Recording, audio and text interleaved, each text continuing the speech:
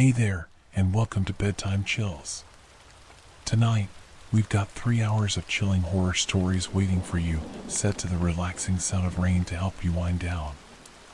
These stories might make your heart race, even as the rain helps you drift off.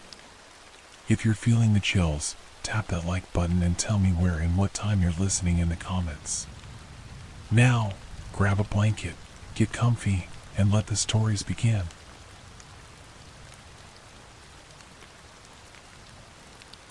My husband and I always wanted our son to be adventurous. We wanted to watch him grow up asking questions about everything, seeking out answers, and looking for adventure. It seems like whenever parents have a deep desire for how they want their children to be, their children instinctively know and go the complete opposite direction. As Sam grew up, he became very introverted and would actively ask when it was time for bed. He loved to sleep, and our doctor gave a lot of explanations. All the illnesses had been checked and crossed out before he said, "I think he just likes to get away from reality. He likes his dreams more than he enjoys life." This was at the age of 8. This actually depressed us as parents. What could be so wrong, so uninteresting about his life, that he would come home and just sleep? The doctor recommended that we plan family activities that were geared towards him as a way to engage him in life. Give him something to be excited about after school. So, for our very first trip, we decided we would go on a hike. The mountains were about an hour away, and we considered this a mild introduction to our new family habit. When we told Sam where we were going, he was ecstatic. We knew then that hiking had been the right activity. On Saturday, we threw together some backpacks, lunch, water, and even a magnifying glass so Sam could inspect everything closely. He was so excited the entire way there. We were all thrilled. When we parked at the trailhead, Sam leapt out of the car and almost ran up the trail without us. I had to call him back so we could keep an eye on him. The hike was short, maybe half a mile, but Sam tried to run it like a marathon. We kept calling for him to come back and check out this bird, or this butterfly, or the log that looked like a grandpa's face. He would come and look to humor us, but then ran ahead. Eventually, we gave up trying to point things out and let him just run through the woods. We were pleased that he had taken so well to the trip. For once, Charlie and I felt like we knew what we were doing as parents. Anyone who's a parent knows how that feels. We got to the end of the trail and ate our lunch. We were at a ledge along the mountain that was more like a hill. The sun was high overhead, and we could see over the trees for miles. Sam quickly downed his lunch, and we let him run off into the trees. "Not too far," I warned him. He obeyed, and we could always see him. From the rock where we sat, I watched Sam while Charlie went to the bathroom. I watched Sam pick up sticks, swing them at bushes and tree trunks until the stick broke, then pick up another one. He picked one up that was too short to be swung, but he smiled wide at it and ran around with it in front of him, using both hands. Finally, he ran over to me and said, "Mom, feel this stick. It feels so cool." "Oh yeah?" I grinned, taking the stick from him. It was in the shape of a Y, and when I grabbed one of the sides of the Y, it was perfectly smooth. It looked like someone had taken a knife and whittled a bigger branch down into this smooth, slingshot-shaped stick. The two sides of the Y were curved, almost like bicycle handlebars. "That's very smooth," I said to encourage him. He looked at me funny, then ran back into the woods to keep playing. We packed up lunch, stuffed everything back in the backpacks, and announced that we were ready to hike back. Sam came back without a fuss, and we began walking down the trail. Instead of running ahead, Sam lagged behind, still clutching the Y stick. He held it in front of him with both hands as before, and was swinging it around slowly, as if it were a magnifying glass and he were searching for something. "Come on, Sam," Charlie encouraged gently, when he stood in one place for too long. We both had to stop because he had fallen so far behind. He was pointing his stick into the trees, arms outstretched. He kept looking from the stick to the trees, as if trying to line something up. We both waited patiently for a few seconds, but the heat was getting to us, and we were ready for an air-conditioned car. "Sam, honey, let's go," I called. "Okay," he called back, but didn't move. Charlie sighed and walked back to him. He put his hands on both of Sam's shoulders and guided him down the trail. The whole time, Sam kept both hands firmly on the stick and tried his best to point it back towards the trees where he'd been looking. He didn't point it towards where he had been standing, I noticed later, but at a spot past the trail and into the trees. Always at one position. Charlie finally got him to where I was, and we kept walking. Sam eventually stopped pointing his stick and instead kept it down in front of him, both hands still being used to hold either side of the Y. We drove home, pleased that Sam was taking home a souvenir. Our day trip had worked. He was getting involved with life. We were one step closer to our adventurous son. Over the next couple of days, lots of things started happening. They all seemed disjointed and not connected in the moment. Later, memory would connect them for me. Sam went back to his sleeping routine. He would come home from school, go into his room, and play for a bit by himself while dinner was being made. I got him to work on homework, then served dinner when Charlie got home. After that, he went straight to bed by his own choice. This wasn't abnormal for him, so I wasn't any more concerned than usual. A few nights after we got home, I noticed that Sam's bedroom light was on, even though he'd gone to bed hours ago. His door was closed, so I went to go and turn off his light for him. I figured he might have left it on when he fell asleep or something. The second I opened the door, Sam leapt off the floor and jumped into bed, like he knew he was in trouble. It was only 7 p.m. I wasn't about to yell at him for not going to bed when he said he was. His rapid jump into bed had me worried, though. "Sam? What's up?" "Nothing," he said in that kiddish tone that screams, "I didn't do anything." I looked around the room and saw what I always saw. His toys were out and lined up in some game he must have been playing. Nothing was out of place or irregular. "You jumped up as soon as I came in. Anything wrong?" "No." "Okay," I said slowly, unsure of what else to say. He looked at me with untold terror in his eyes. "Are you sure nothing is wrong?" I pressed. "I can hang out with you for a bit, if you want." He stared right through me, his eyes wide. It took him a few seconds to reply. "No, Mother, I'm going to bed now." "See, can you turn out the light?" I blinked. He's never called me mother in his life. I should have pushed myself in and sat on his bed and talked until he admitted what was wrong. But I didn't. Charlie called my name, and it distracted me. I wished him a good night, turned off the light, and shut the door. Talking later on with Charlie about it, Charlie thought that maybe he had somehow discovered something private, even at his young age. When you rub around on the floor the right way, it just happens, Charlie told me. Apparently, that's how he discovered it. So, I chalked the situation up to that. Sam also kept carrying that Y stick around everywhere. He always kept it within reach. During dinner, he kept it on the table. When I told him that sticks don't belong on the dining room table, he kept it on his chair next to him. He took it to bed and kept it next to his head. He even took it to school. I tried fighting him on it once, but he claimed he was taking it to show and tell. I was about to insist that he leave it home, but he looked like he might cry if I came down firm. So, I let him, on the condition that if his teacher mentioned it to me, I'd make him leave it home. He agreed. One day, Charlie was taking out the garbage, and the bag caught on the door jamb. The contents of the bag spilled all over the floor, and he quietly cursed and went to get another bag. That was when he found about 20 of Sam's toys in the trash. They varied from stuffed animals to action figures. Confused, Charlie asked me if I had thrown them away or was punishing Sam for something. I told him no and was equally puzzled.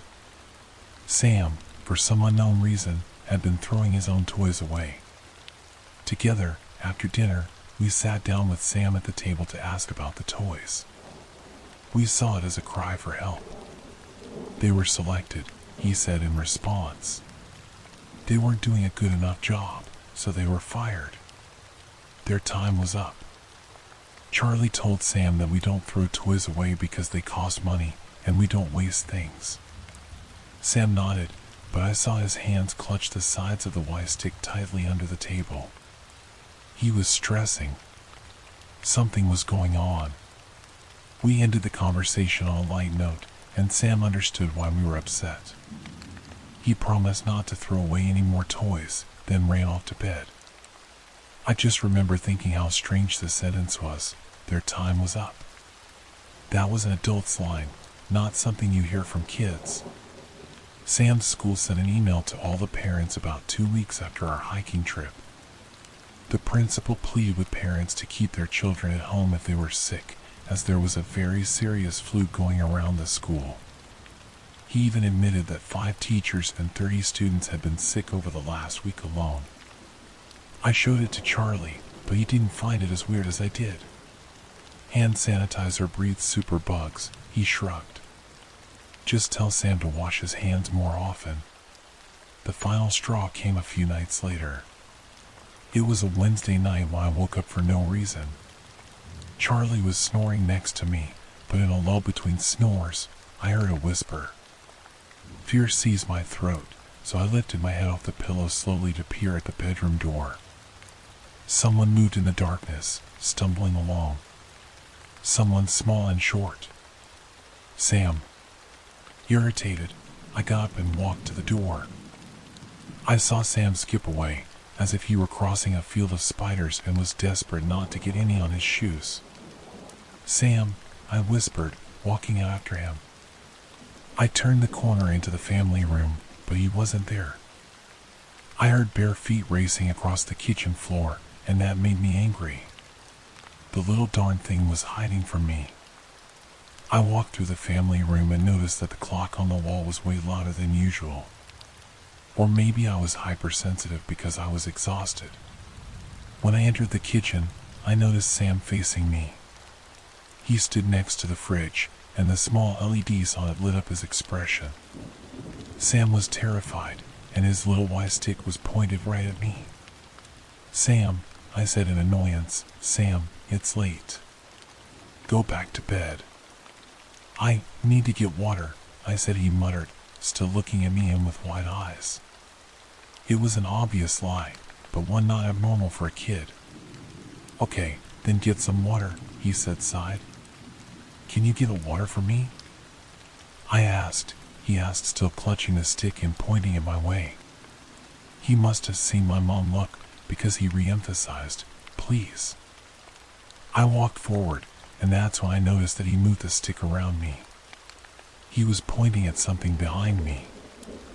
I whirled around really fast and quickly, staring into the darkness of the empty family room. The clock was still noticeably loud. It sounded like a person saying, whispering the actual words. Tick-tock. Tick-tock. I looked around the room for a full 30 seconds. Nothing moved. What are you doing up, Sam? I asked, turning back to face him. He looked at me with real, true terror in his eyes. His stick was shaking in his hand. Sam, I said, snapping a little bit. It's not time yet, he stuttered, barely glancing at me. His gaze was transfixed beyond me, into the family room. Okay, I said firmly, it's time for bed. He nodded, defeated, as I approached. He took slow, unwilling steps towards the family room. I stood behind him, watching to make sure he went to bed. I saw his head move back and forth, scanning the room as he entered. He was looking for something. He looked back at me with uncertainty. Suddenly, he screamed, "Mom, watch out!" I instinctively whirled around, hands up and ready to attack whatever was there. Nothing. Nothing but darkness and the far kitchen light. I gritted my teeth and glared down at him. He was still shaking, pointing his stick into the empty kitchen. I was beyond annoyed now. This stick had been out of control for weeks now. "I think you need a break from this," I said, snatching Sam's arm the stick from his hand. "No. And no," he shouted. Screeched. Sam practically leapt at me, shouting, "No! Don't you take it," but I jumped out of the way. This he screamed and cried. Chasing was after me, only now all his fear for the thing in the kitchen was directed at me. "You can't stop him." "Don't," he cried and yelled, following me through the family room and into the hall. All the attention that he pointed and deleted in the kitchen was now directed at me. He tried to jump and grab at the stick for it, but I held it up high above my head. I felt like a teenage older sibling teasing my younger brother. But this was necessary. I regretted waking Charlie up, but I pushed my way into my room, tossed the stick onto the floor, and turned back to get Sam out. "Give it back to me, give it to me," he demanded, shouting without taking a breath. I pushed him out and shut the bedroom door. I flipped the lock on the handle and sighed deeply. "Was what's going on?" Charlie mumbled. I took his stick away. "He was playing with it all night," I sighed, coming back to bed. Sam was pounding on the door. I convinced Charlie that we should ignore him and let him tire himself out, and tomorrow we would lecture him. He verbally agreed, but I could sense that he didn't agree inside. It took an hour, but Sam gave up, and we went to sleep. The next morning, my throat felt like I had swallowed sandpaper. The flu. Of course. My stomach rumbled and roused me out of bed. I found myself sprinting to the run to the master bathroom after my stomach turned nauseous. I puked up the spaghetti from dinner the night before.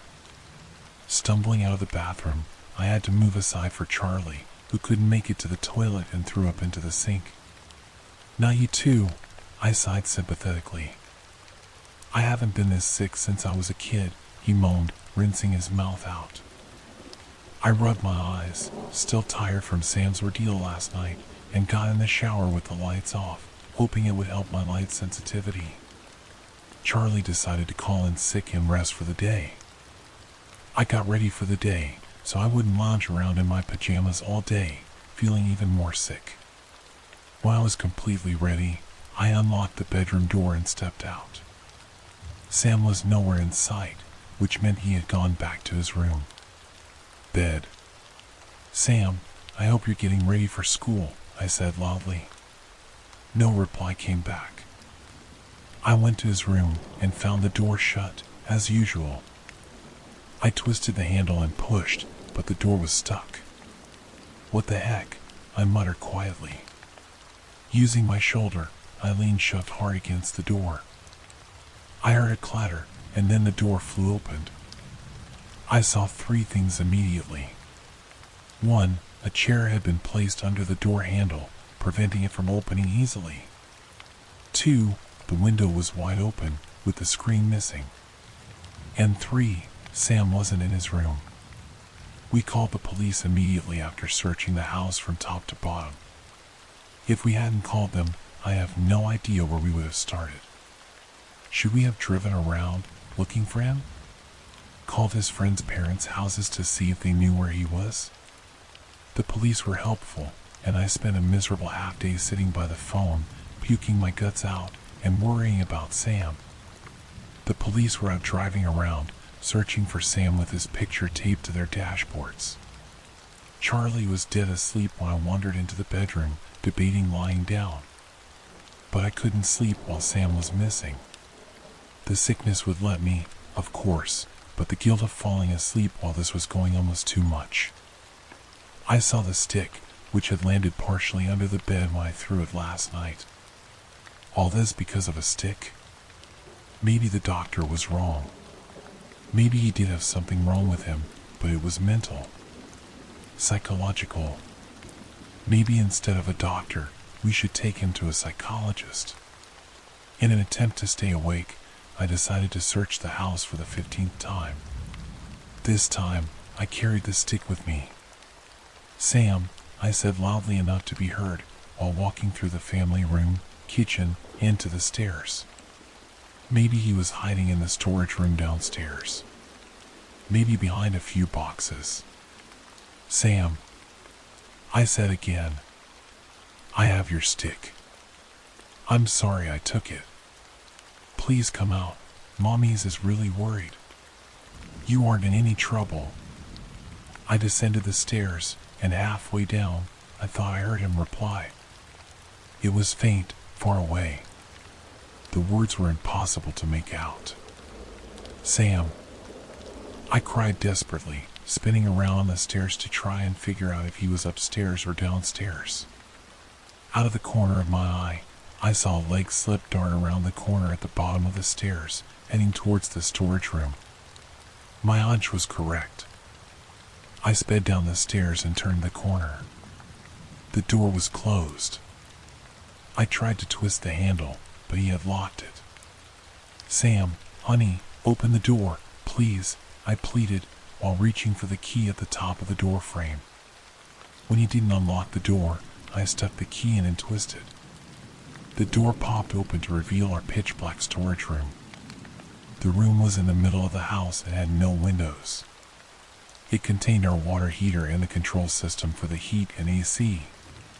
The room was so large, though, that Charlie had built shelves for us to keep our seasonal decorations, our camping gear, supplies, and extra food and water. "Sam," I said more quietly, feeling uneasy. Something about the room was getting to me. "How does the clock tick, Mother?" Sam said from somewhere inside. "In the room."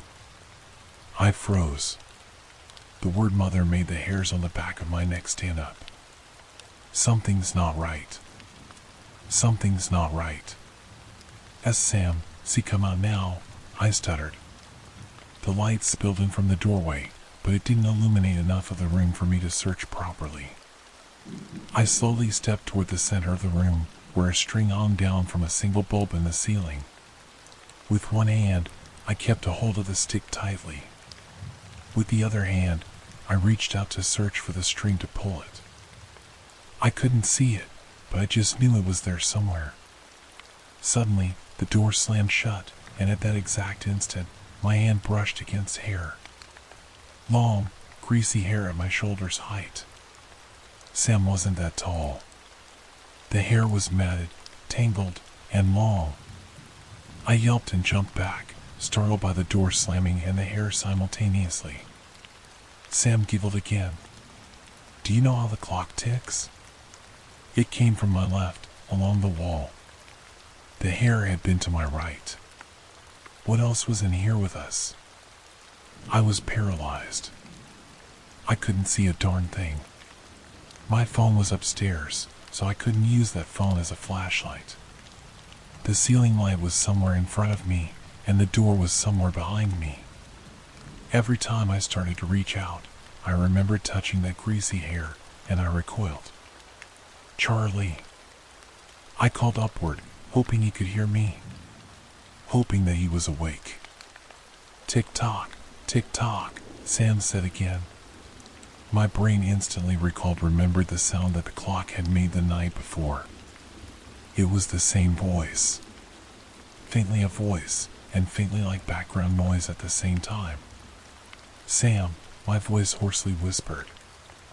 I had to swallow and bile again. I felt one more time reach for the string again. It brushed my finger's hand, and I jumped back before realizing that I was feeling string, not that greasy hair.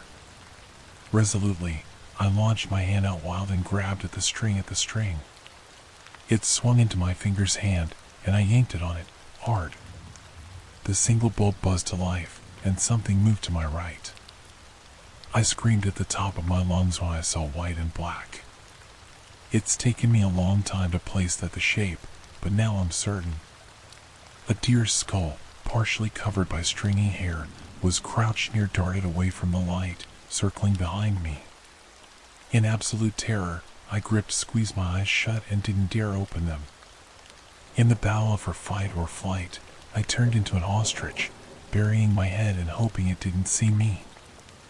I started sobbing and wanted to run for the door, but I was too scared to open my eyes. "Mommy?" Sam called from my left. I didn't respond at all.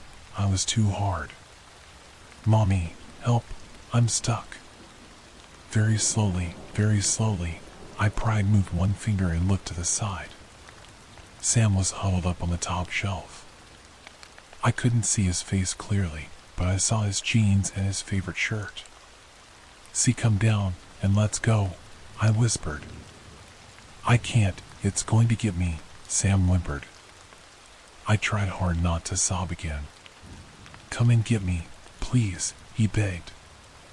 I fought through the terror and stepped toward the shelf, still covering my face and using a small gap in my fingers to navigate. When I reached the shelf, I closed my eyes and held my arms up. "Climb into my arms, Sam. I'll get you down, and we'll go get your dad," my voice broke at the end. "I'm stuck. My shirt's is caught," he cried. Okay, I said, trying to be brave for him. "Guide my hand to where it is, and I'll get you loose." He paused. "It's at the back of the shelf. You can't reach." I bit my lip to stop its trembling. With both eyes still closed, I placed my hands on the top shelf and my foot on the bottom shelf. The stick was placed on the shelf, so I could use both my hands. I hoisted myself up, so I could reach and balance precariously. "Where is it, honey?" I asked, refusing to open my eyes. "Reach here," he said, and I could feel him rotate, so I could reach over him. I did, and my hand ran straight into a mess of tangled, greasy hair. My eyes flew open in shock. It stared back at me for only a millisecond. In that millisecond, it spoke. Not with words, but in my head. "Do you know how the clock ticks? It is fed by death." The shelf under my feet collapsed, and as I fell, my hands pulled the shelf until it toppled over, crashing down on top of me. I woke up in the hospital, much to Charlie and Sam's relief.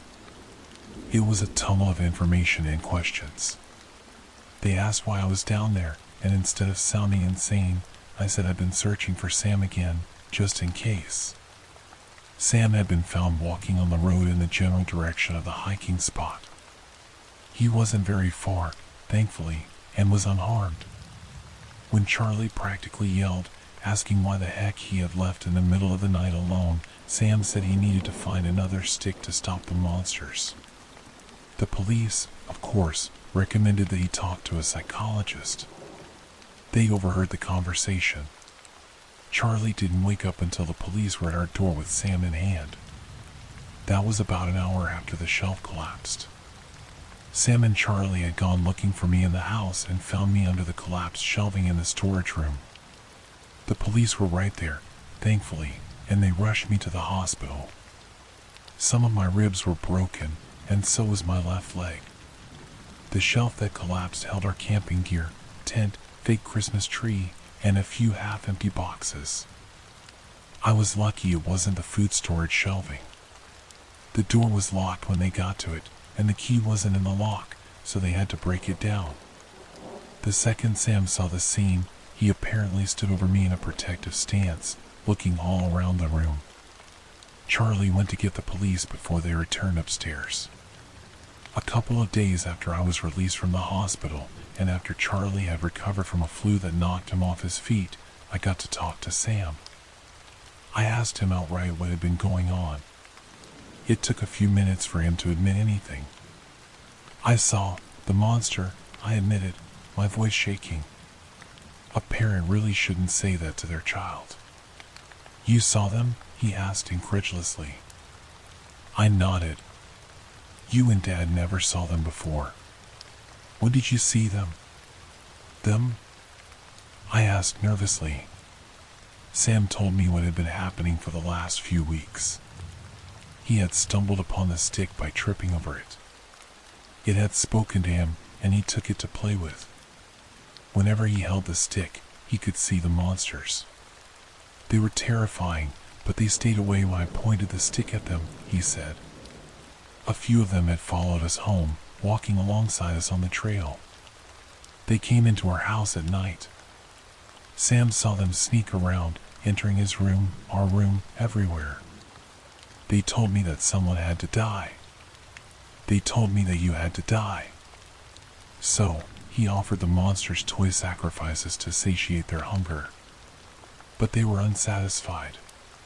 Whenever I didn't have the stick, I could feel them trying to grab me. But they stayed away when I had the stick. They kept saying that your time was up.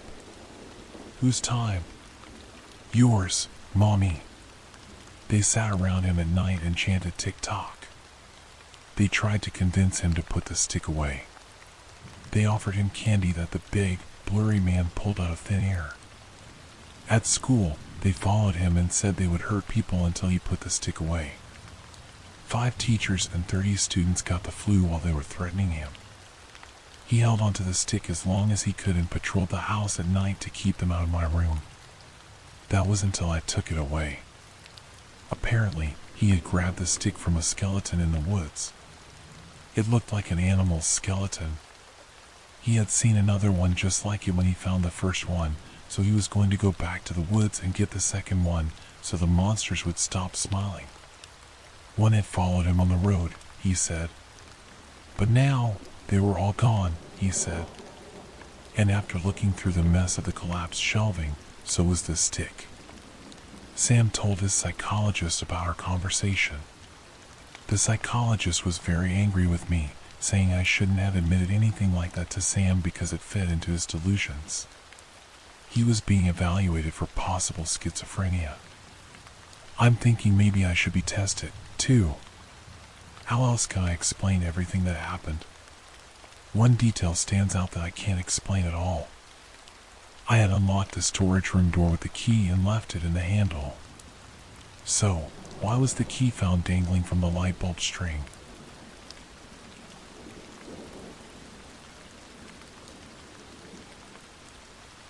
My family is cursed. A clown appears at everyone's 10th birthday, but no one ever hires one. My earliest memory of the clown is from my cousin Jake's 10th birthday party.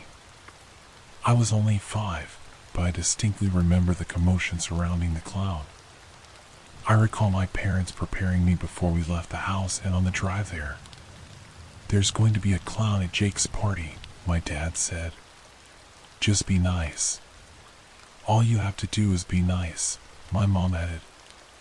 I didn't understand why they were so worried, why my mom kept wiping her hands on her dress the entire drive to Jake's house, or why my dad kept taking deep breaths.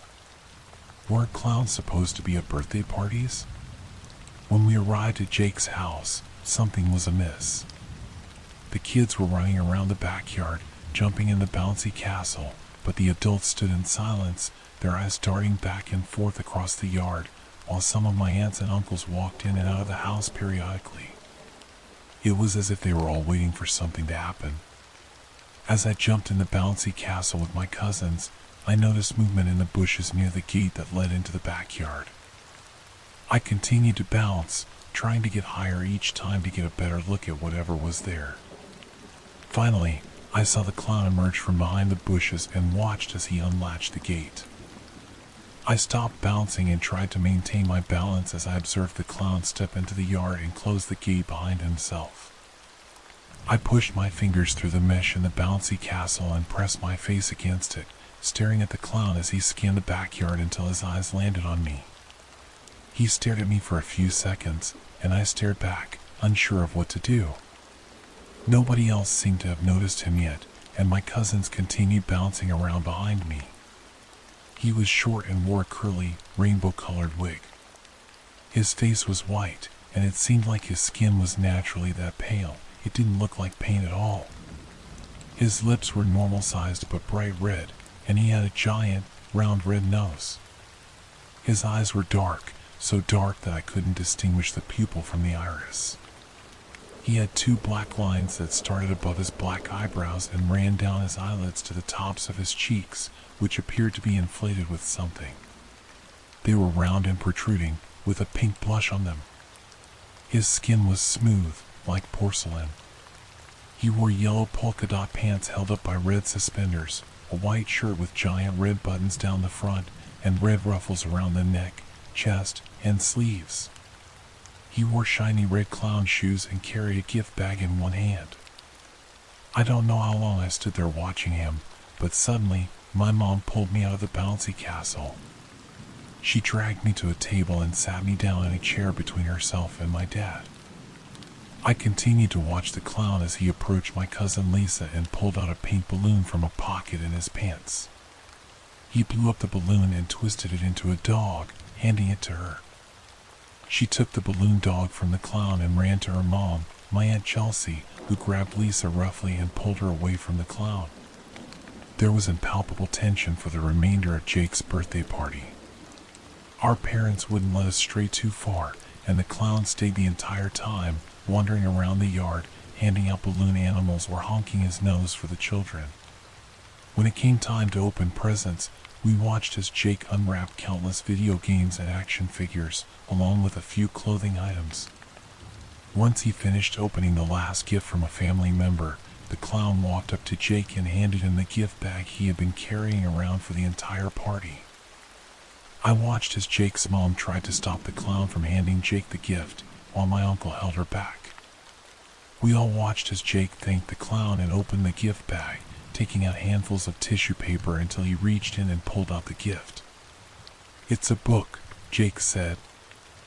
I saw his mom sigh in relief, and Jake turned the book over in his hands, looking at it.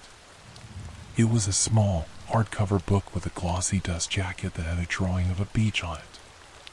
Jake thanked the clown, and it walked away from him, through the gate, and away from the house. Once he was gone, Jake's dad snatched the book from him. I asked him about it later, but he told me his parents had thrown it out. I saw the clown a few times after that. At every cousin's 10th birthday party, he would show up in the same outfit every time and give them a hardcover picture book that their parents would get rid of. When I was 10, the same thing happened, and although I begged my parents to let me see the book, they declined. The night of my birthday party, I snuck out of my room and saw my dad go up into the attic with my book. I tried to find it a few times after that day, but he had hidden it well, and it was nowhere to be seen. I once asked my parents why any of us even had birthday parties if they were so afraid of the clown, but they told me that the clown would show up anyway. He always knew. I didn't see the clown for a couple of years. All of my cousins had passed the age of 10, and none of them were old enough to have their own children yet. When I turned 20, my parents died in a car accident, and I inherited their house. By that time, I had forgotten all about the clown and the book and didn't care to read it or figure out why they had taken it away. Then, about 12 years later, my daughter Wendy had her 10th birthday party. My wife knew about the clown, and we had already seen it appear once before at Jake's twins' birthday party. We had prepared Wendy and given her the same warnings my parents had given me. Be nice to the clown. About 30 minutes into the party, the clown jumped over the backyard fence and wandered over to the table where Wendy and her cousins were getting makeovers. I stopped myself from running over and stopping him. He looked exactly as I had remembered him. Not a single thing had changed, not even his outfit. I watched as he caught my niece Alice's eye and pulled out a blue balloon from his pocket. He blew the balloon up, then pulled out another blue one and used them both to form a hat, which he gently placed on her head.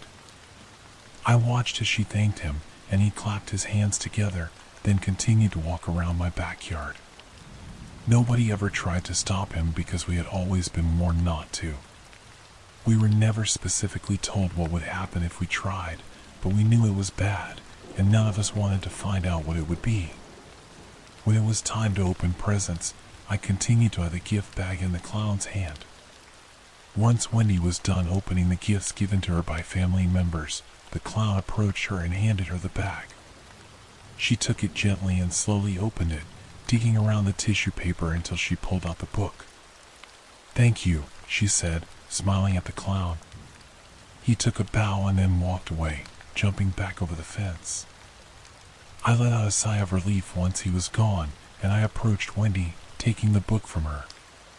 She didn't seem to mind that it was being taken. She seemed glad.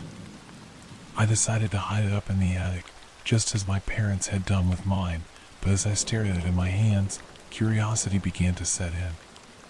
It was the same as all the other books I had seen, hardcover with a glossy dust jacket that contained a drawing on the front but no title. This one had a drawing of a girl who resembled Wendy, standing in front of a birthday cake and about to blow out the candles. She had the same curly brown hair and green eyes as Wendy. I opened the book and noticed an inscription on the inside of the cover that said, "Happy 10th, Wendy." The first page was blank, but the next page was where the story started. There was a drawing of the girl on the cover, wearing a party hat and holding a pile of gifts. Under that, it read, "Today is Wendy's 10th. How happy is she? She got every gift she wants, even things she doesn't need." I turned the page as I continued to read the story that depicted various drawings of a girl who resembled my daughter as she did various birthday party activities. Wendy laughs along with friends, and all our guests are filled with glee. Wendy tries to sneak a peek at every gift she receives.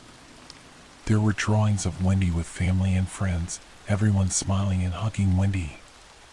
And then, from beyond the backyard fence, comes the best guest of them all, a funny clown, here to have a ball. On that page was a drawing of the clown as it jumped over the fence, grinning. This clown loves to party. And it loves 10th birthdays, too. He will never miss a chance to show up where he's due. The next drawing was of the clown in the center of the page, surrounded by black. But this birthday is a bit different. Something big is going to happen. The clown is so excited. This doesn't happen often. I turned the page to see a drawing of the clown running around the party, chasing the guests, who appeared to be frightened. They'd been drawn with their mouths open and wide-eyed as they ran away from the clown. The clown runs around the yard and pulls something from his pocket. Not a balloon, not a magic handkerchief, but something big and sharp and shiny. The next page had a drawing of a gleaming butcher knife, dripping with blood. A lot of guests must die, but don't worry, Wendy will be fine. The next 4 pages contained various drawings of the clown slaughtering people at the birthday party. Some had their necks sliced open, some were stabbed, and some lost body parts. The clown has had his fun. His job here has been done. Happy 10th birthday to Wendy. He will see you at the next one. The last drawing was of the clown jumping back over the fence, leaving a pile of dead bodies behind him. I shut the book as a chill ran down my spine. I realized why our parents never showed us the books, especially if they were all this creepy, and I wondered why the clown would even give us these books. I decided to do as my parents had done and get rid of the book at the end of the party. As I tossed the book on top of the fridge, I heard the first scream. I ran to the door and threw it open just in time to see everyone running away from the clown. He was back, and he stood right by the fence with a butcher knife in his hand. On the ground next to him was my cousin Paula's child, Trevor, face down in the grass. I scanned the backyard, looking for Wendy, but she was nowhere to be seen. All the guests ran across the yard, trying to get as far away from the clown as possible. I watched as Jake tossed his children over the fence and into the neighbor's yard, followed by his husband and then himself. I looked for my wife, and I spotted her running toward me and into the house. "Where's Wendy?" I asked her, grabbing her arm. "She jumped the fence a while ago. She's fine. We need to hide." She dragged me inside with her as the screams continued. A few more family members made it inside, and we hid in the kitchen and the living room. After a while, the screams died out, and I slowly got up, opening the door and peering out into the backyard. "He's gone," I said as I threw open the door and walked outside. There were a total of 10 dead people. A few minutes after the cops arrived, so did Jake, his family, and Wendy. I ran to her as I saw her coming up the driveway, picking her up into my arms. "I'm so glad you're okay," I said. I kept her by my side for the rest of the night as we answered questions. I didn't tell the police that I knew the clown, as they would never believe my story about the curse. Instead, we all told them that we had no idea who the clown was and that we hadn't hired anyone. Hours later, everyone was finally gone. Wendy had gone to bed, and I went downstairs and helped my wife clean up some of the mess. Once we were done, I grabbed the book from on top of the fridge and handed it to her. "What's this?" she asked. "It's what he gave her, Rose," I said as she opened it. "Read it." I waited for her to finish reading the book. Once she was done, she tossed it onto the counter. "What the heck?" she hissed. "Did he plan all that? Is this supposed to be some stupid joke?" I shrugged. "Did this happen to everyone else?" she asked. "I don't know. Our parents never let us see the books," I replied. "This is so darn messed up, David." We stood in silence as Rose grabbed the book again, giving it a disgusted look. "I'm gonna go look for something," I said suddenly. I made my way to the attic entrance in the hall and pulled down the ladder. I slowly made my way up, each step creaking as I stood on it.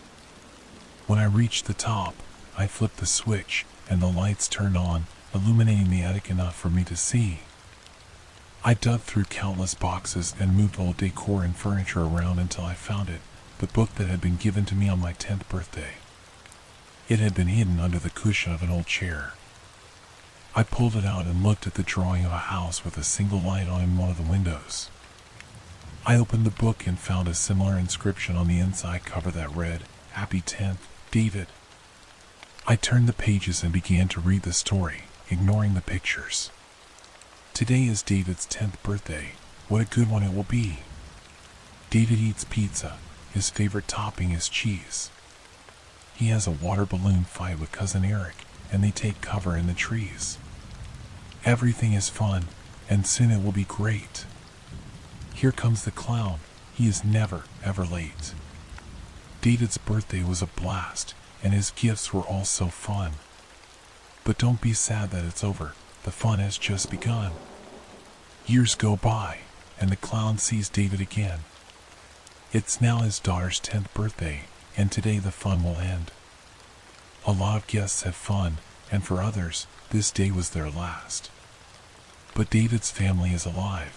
Thank the clown for that. And now it's time for bed, time to get some sleep. Don't forget to check on Wendy. She hasn't made a peep. The final drawing in the book showed an empty bed in a dark room with a window that was wide open. I stared at it for a second before it hit me. I tossed the book aside as I got a sinking feeling in the pit of my stomach. Something was wrong. "Wendy!" I shouted. "What's going on?" Rose called. I didn't reply as I hurried down the ladder and ran down the hall into Wendy's bedroom, throwing the door open. I flipped the light on and looked around the room, but I was too late. She was gone. Her bed was empty, and her window was wide open.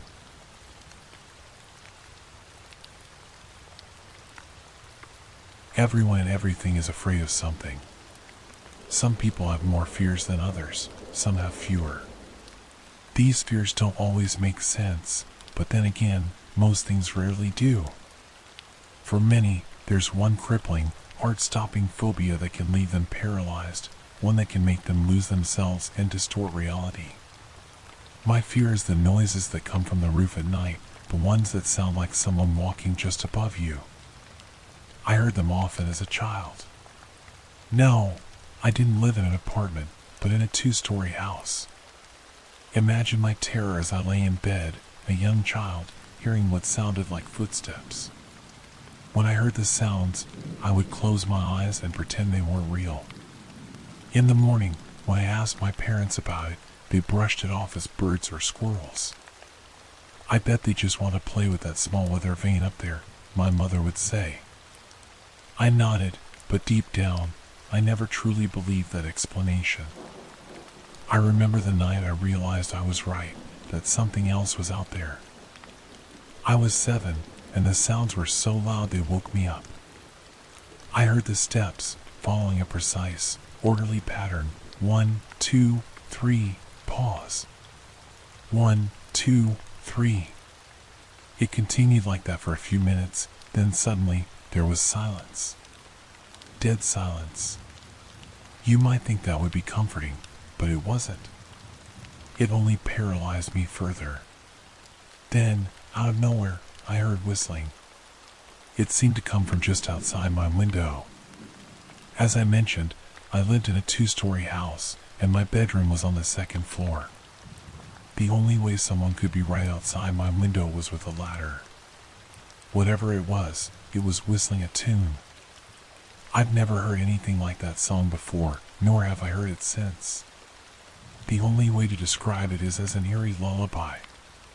At first, it was faint, so faint I wasn't sure it was real. Slowly, it grew louder, so loud it seemed to fill the room completely. I know this sounds like a nightmare. I'm sure it would be easy for you to think I'm recalling a vivid, strange dream. But this was no dream. It began happening every night for months, the steps, the pause, then the intense whistling. I couldn't sleep because of it, and soon I started falling asleep in class. My teacher told my parents, but they only made my bedtime earlier. I tried explaining what was happening, but they wouldn't listen. They insisted it was just a nightmare. Then, out of nowhere, it stopped. I was relieved, and so were my parents. It felt like things could finally return to normal. That was, until a few weeks later. I woke up in the middle of the night, my room frigid. I turned over in bed and snuggled into the blankets. Just as I was about to fall back asleep, I heard the whistling again, only this time it was coming from under my bed. I froze for what felt like hours, too scared to move a muscle, too scared to call for my parents. Finally, the whistling stopped, and my mother came in to wake me. "It's freezing in here," she commented as she walked toward me. "Why did you open the window?" "I didn't," I whispered, not realizing until that moment that it had been open. "Then who did?" my mother scoffed. "And did you take off the screen?" I didn't answer. "What's wrong?" my mother asked, concerned. "The whistling," I croaked. "Last night, it came from under my bed." My mother's eyes widened, startled by the fear in my voice. Slowly, she knelt down and looked under my bed. I watched as she reached out and pulled something into view. It was the small weather vane. We moved shortly after that. My parents don't like to talk about it, and I don't blame them. Still, whenever I hear noises from the roof, I can't help but remember this.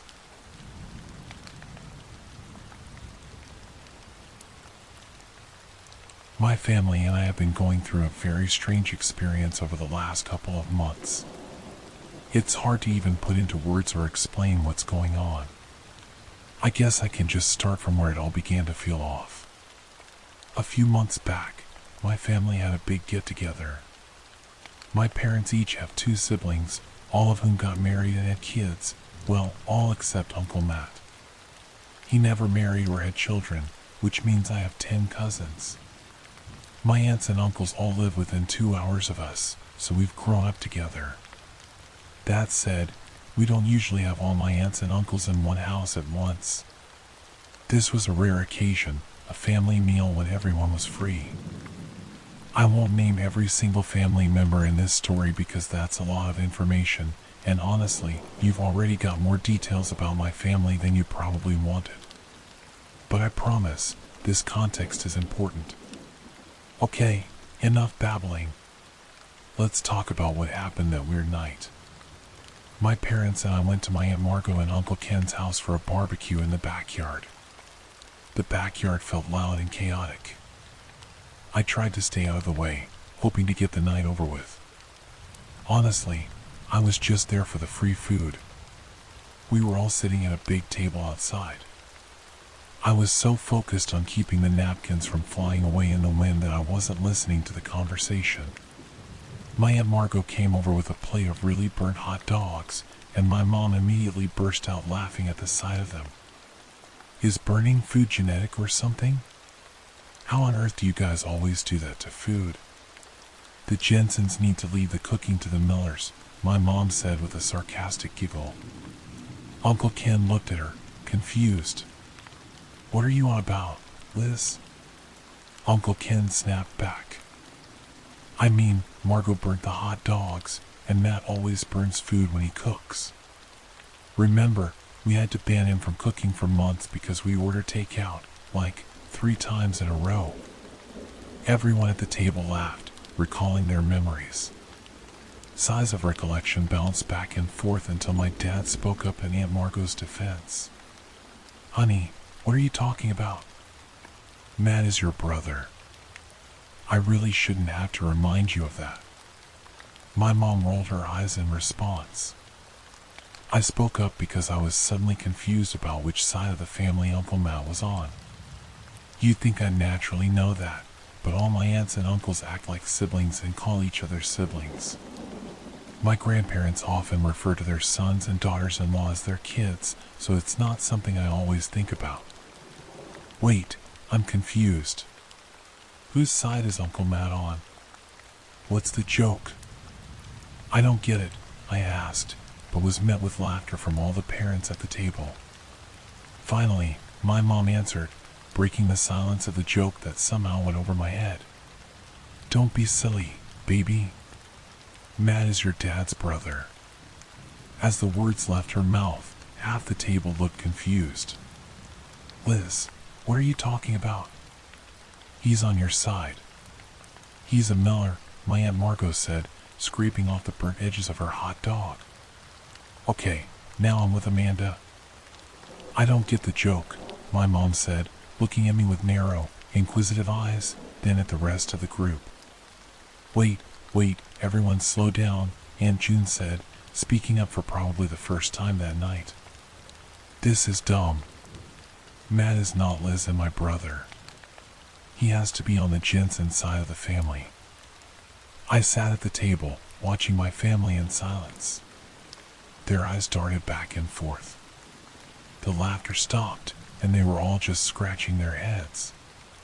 After a few minutes, my mom pulled out her phone and found an old family photo from when she was a kid. In the photo were her, my grandparents, my Uncle Paul, and my Aunt June, nothing out of the ordinary. After looking at the picture, Aunt Margot got out her phone and searched for an old childhood photo. Ah, found one, she said, showing off the photo on her phone. Yet again, the photo was normal.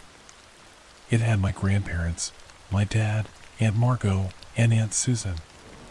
The next hour consisted of both sides of the family going back and forth, showing photos, none of them with Uncle Matt in them. I had a few of my cousins there, but they lost interest once they ate. I, on the other hand, couldn't be pulled away. I was engrossed in learning where the heck Uncle Matt came from. They kept talking back and forth, figuring maybe he wasn't anyone's sibling. Maybe he was related by marriage or a second cousin twice removed that I just called Uncle Matt because that was the easiest thing to call him. We all have a relative like that, right? I know an easy solution you might be thinking of is to just call him up. That's what I said, too, but he was working, and they didn't want to interrupt him. But guess what? I needed answers, so I decided to call him. However, when I looked at my phone, I couldn't find him in my contacts. I looked through it multiple times. I remembered texting him about something a few days back, so he should have been in my text history. Still nothing. After being weirded out by his contact being gone, I mentioned out loud that someone should call him, regardless of him being at work.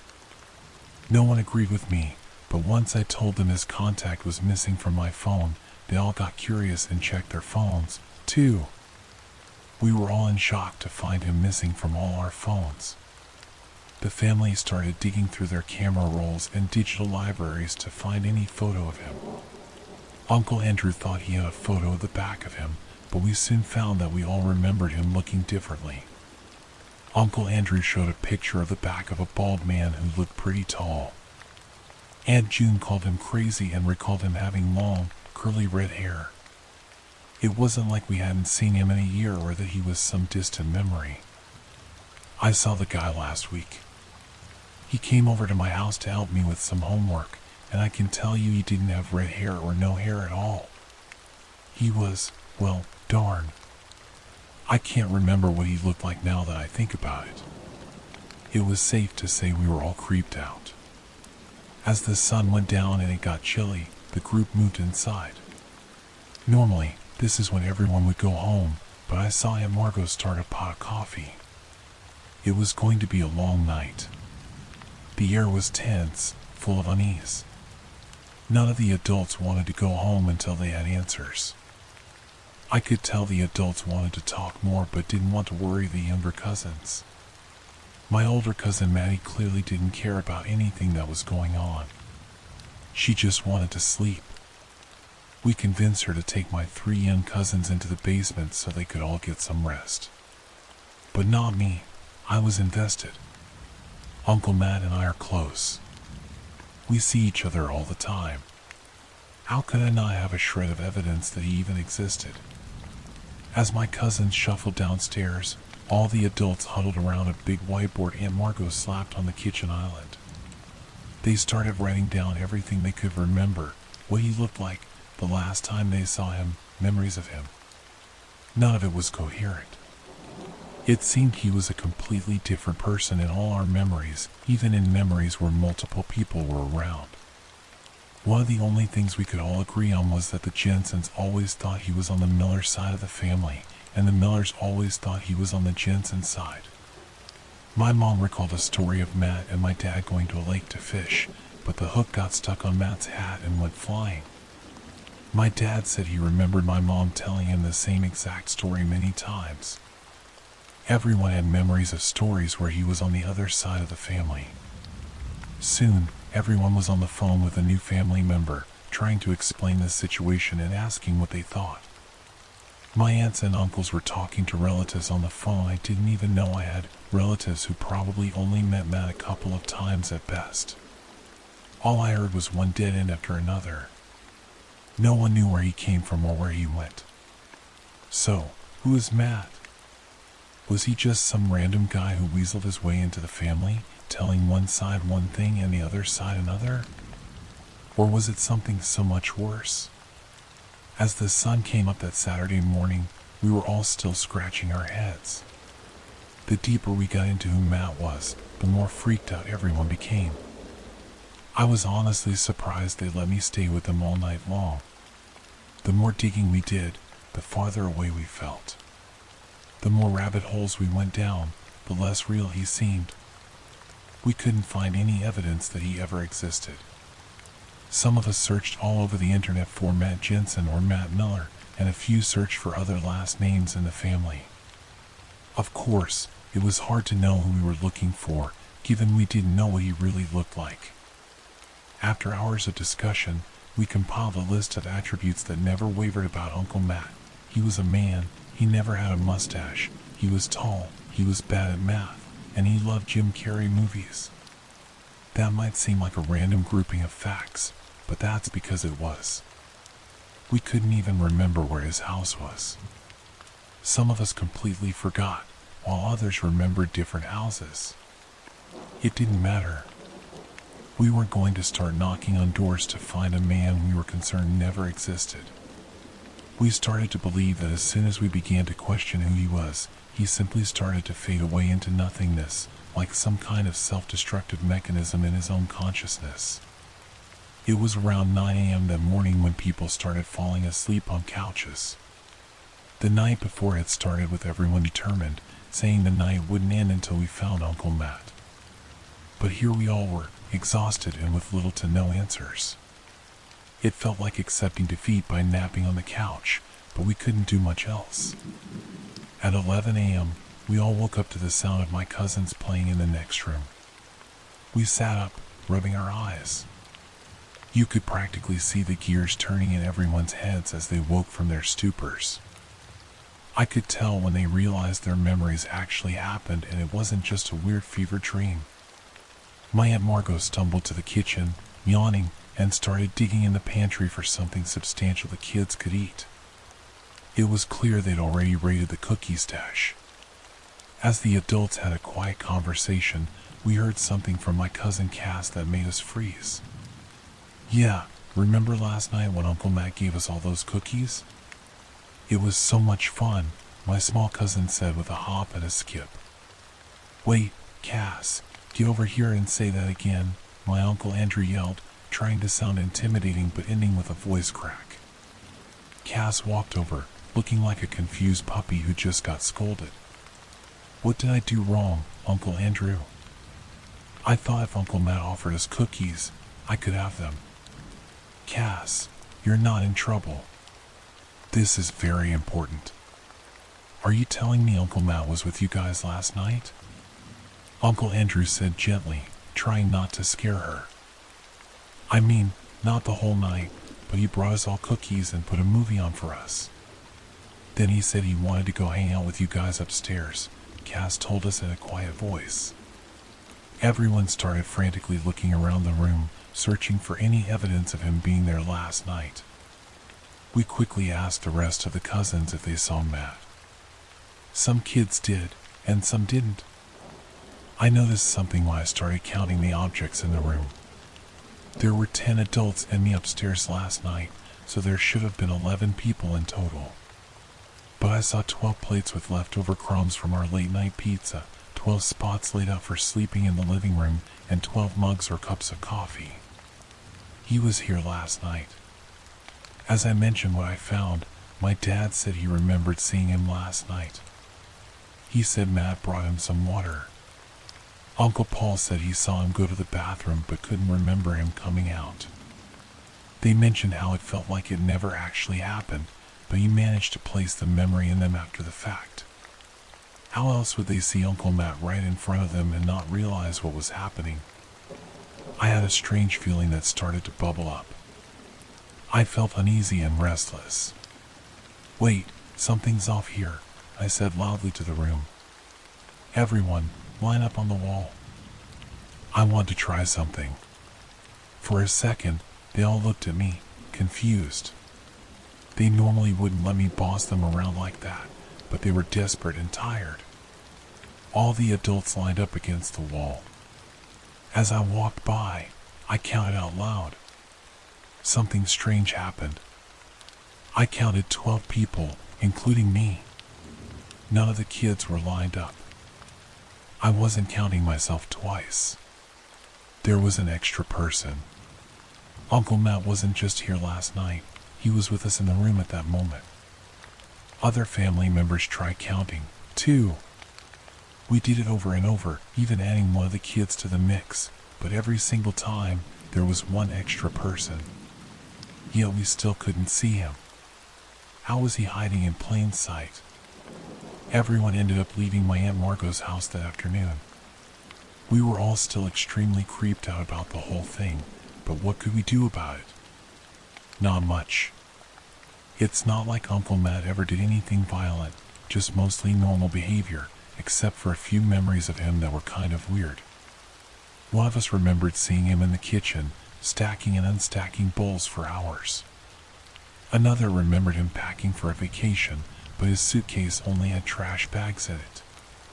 And I have a memory of us sitting in front of a fireplace with him reading the instruction manual for a blender as a bedtime story.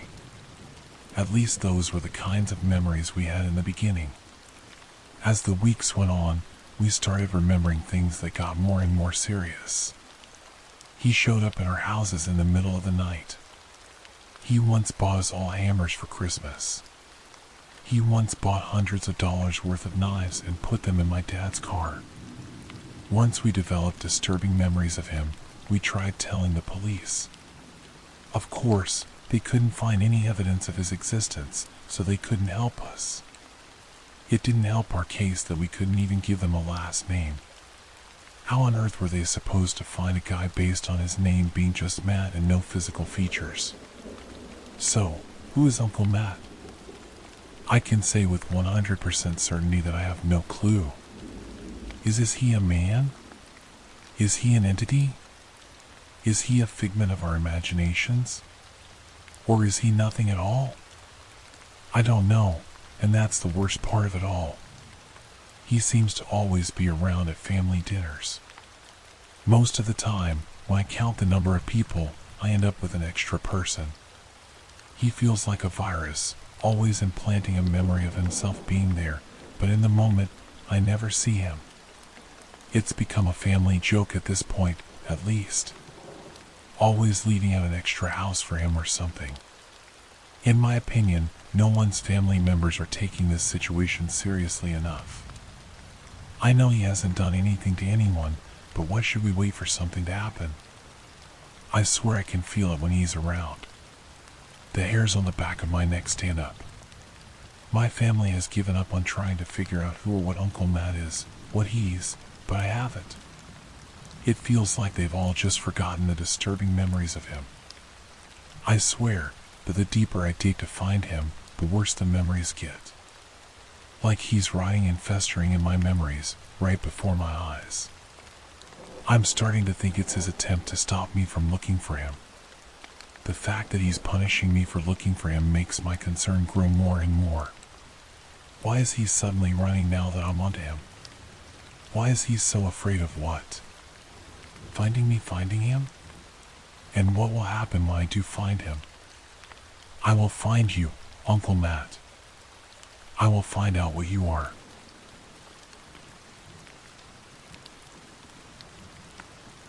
My name's Jose, and I, a 49-year-old man, have been married to Kelly, a 42-year-old woman, for 6 years. We met at Mexico City International Airport in 2014. Both of us were waiting in a restaurant for a late-night, long-haul flight to London. The pretty stranger quickly noticed my black epaulets, each bearing 4 yellow stripes, then swiveled in her bar stool to smile at me. It was an unconvincing smile, I remember that. She looked like she'd been crying. And I also remember her asking, "Are you flying somewhere far, far away?" When I answered, Kelly smiled and revealed that she would be one of my passengers. Truth be told, I don't remember much of my response, but I quipped about her being in safe hands because I'd just read Flying for Dummies. She laughed politely, as if it were the first time she'd heard that joke.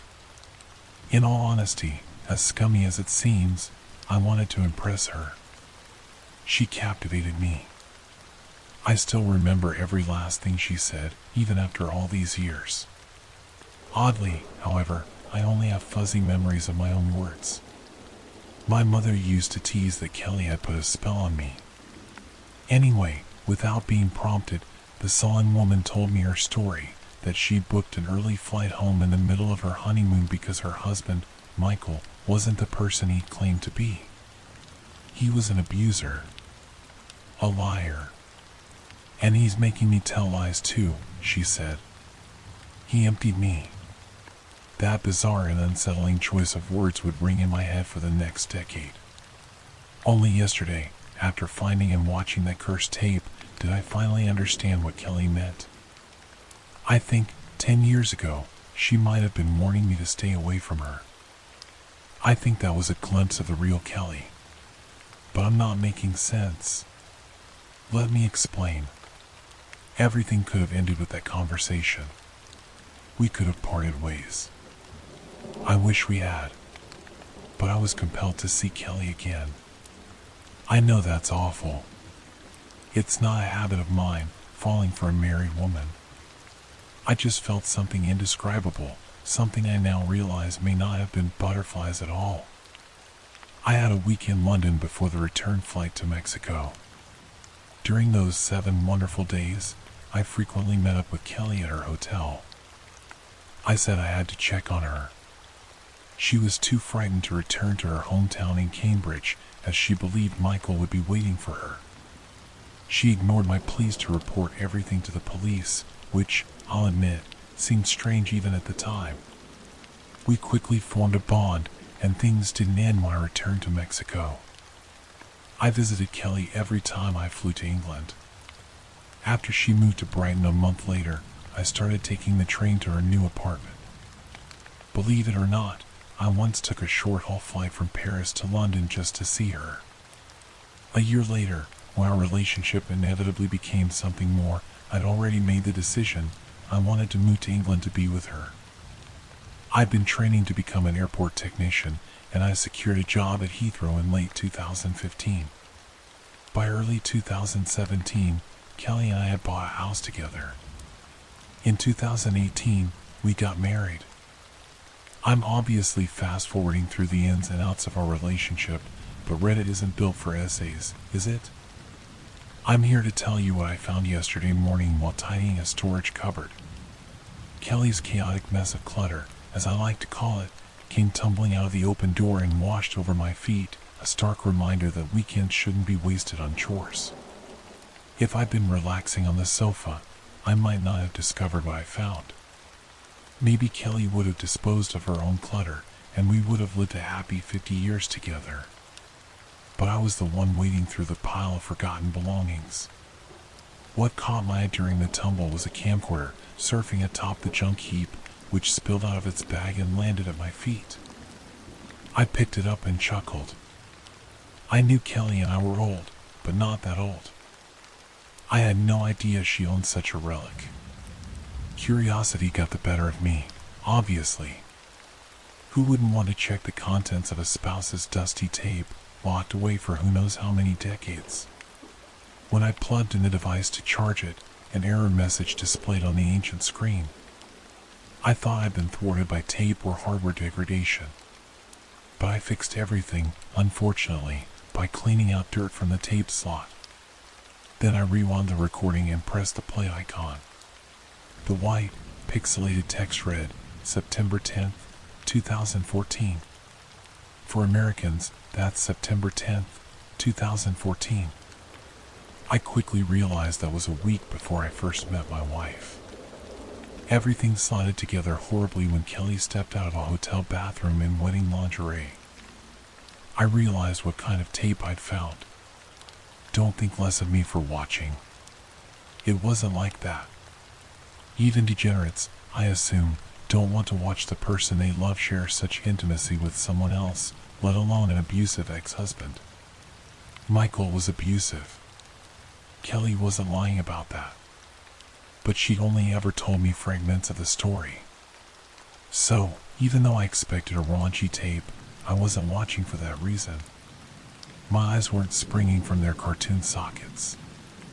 Well, okay, I was watching the video keenly, but fear rendered me wide-eyed, not lust. I just knew something was wrong with the hotel room. The only natural thing in the footage was Kelly. As I watched my wife sprawl across the bed sheets, waiting for her filming husband to join her, I eyed the room's cream-colored walls. I didn't care a bit about the interior design, but something hidden in the paint made me sick. You wouldn't understand unless you'd seen the video for yourself.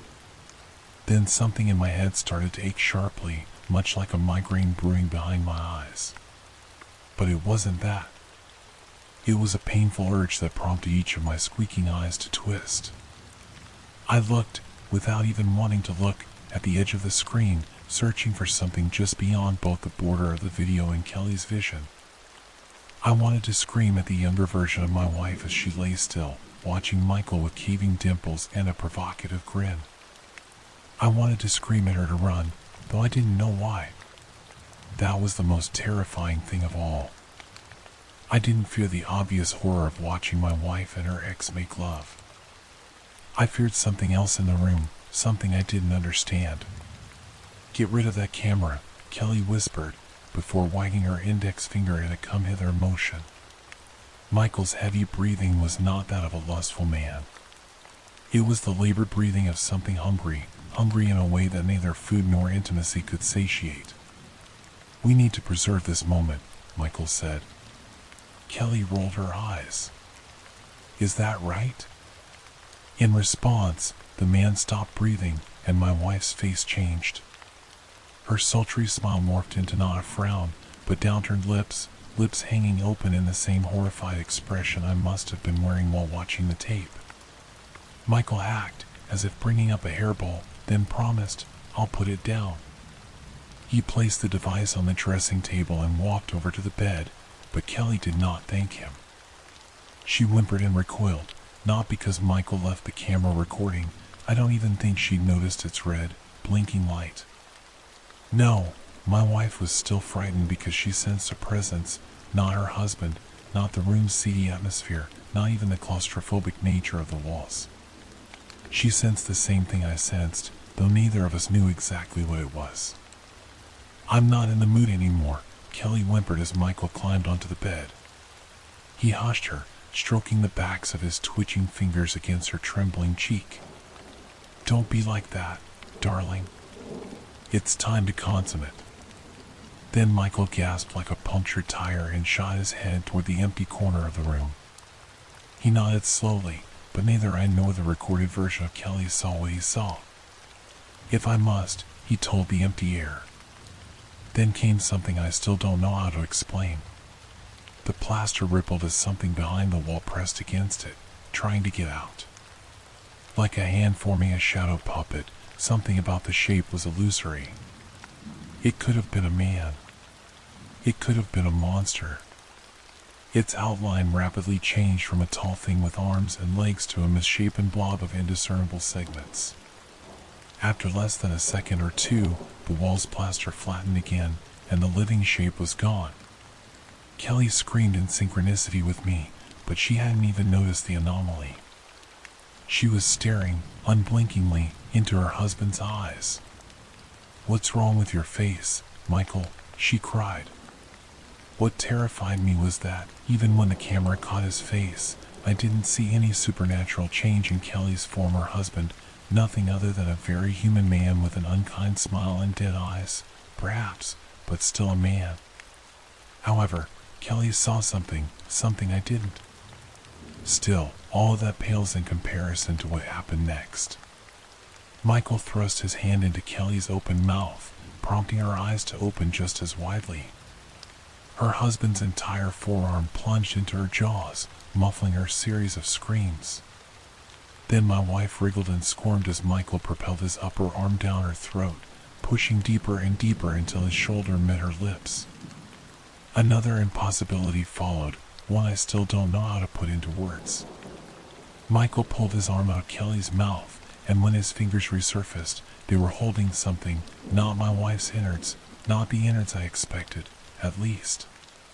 There wasn't a speck of blood on the man's hand, but a wet, translucent film, like saliva or lubricant. But that wasn't what horrified me.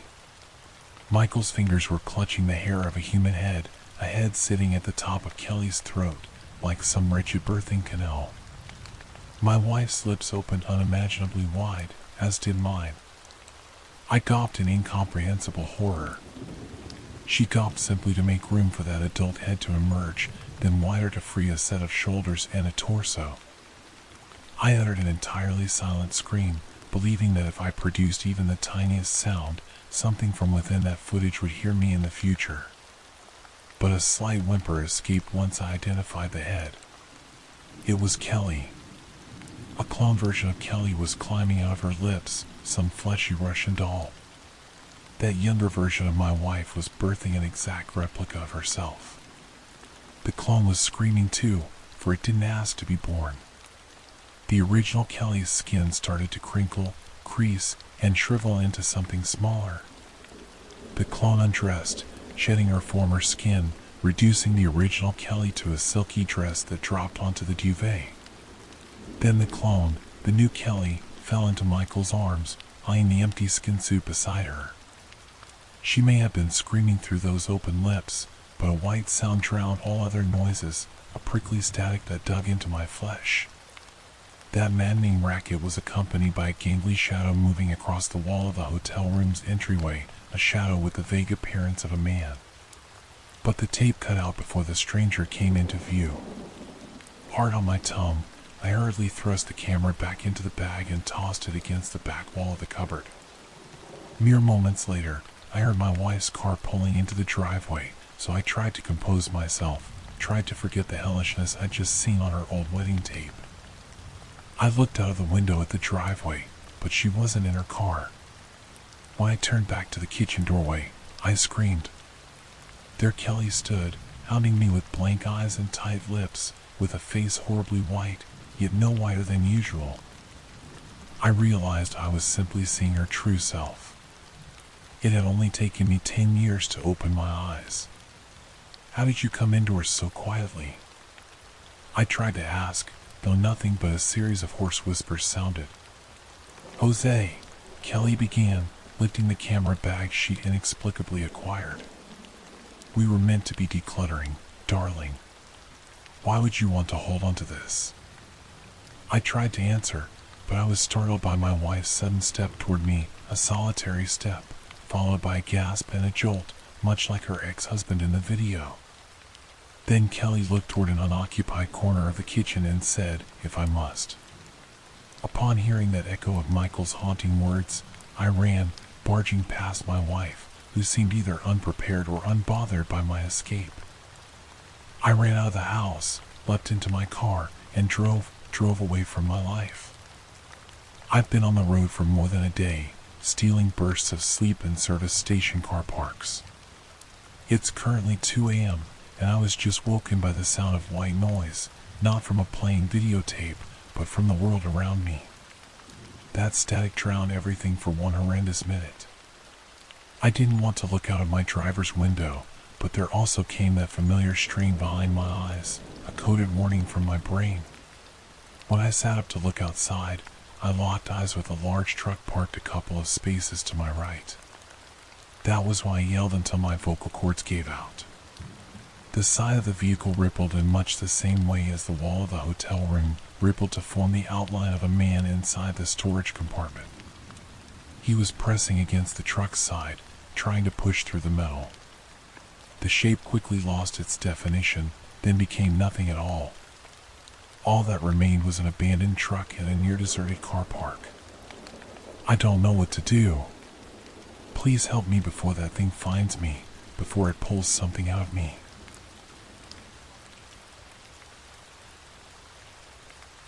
I'm chronically online. I Google lots of things and people on board. I've Googled my own name before, along with friends, acquaintances, conspiracy theories, and random internet sundries. But last night was the first time I Googled my wife's name. And I found something I'll never forget. The first hit was an obituary. Of course, I assumed it was someone with the same name as her. Her first name is Emily, and her last name is pretty common. I'm not sharing it here because I don't want to be doxxed. But I clicked it anyway, just out of curiosity. My heart sank when I saw a photo of my wife on the website. Blonde, highlighted hair, dark eyes, and the dates matched up to 1986 to 2012. According to this obituary, she died when she was 26. I met her when she was 27. There's no way, I thought. This must be someone who looks like her, with her name and her birth year. But I knew it was too many coincidences to be wrong.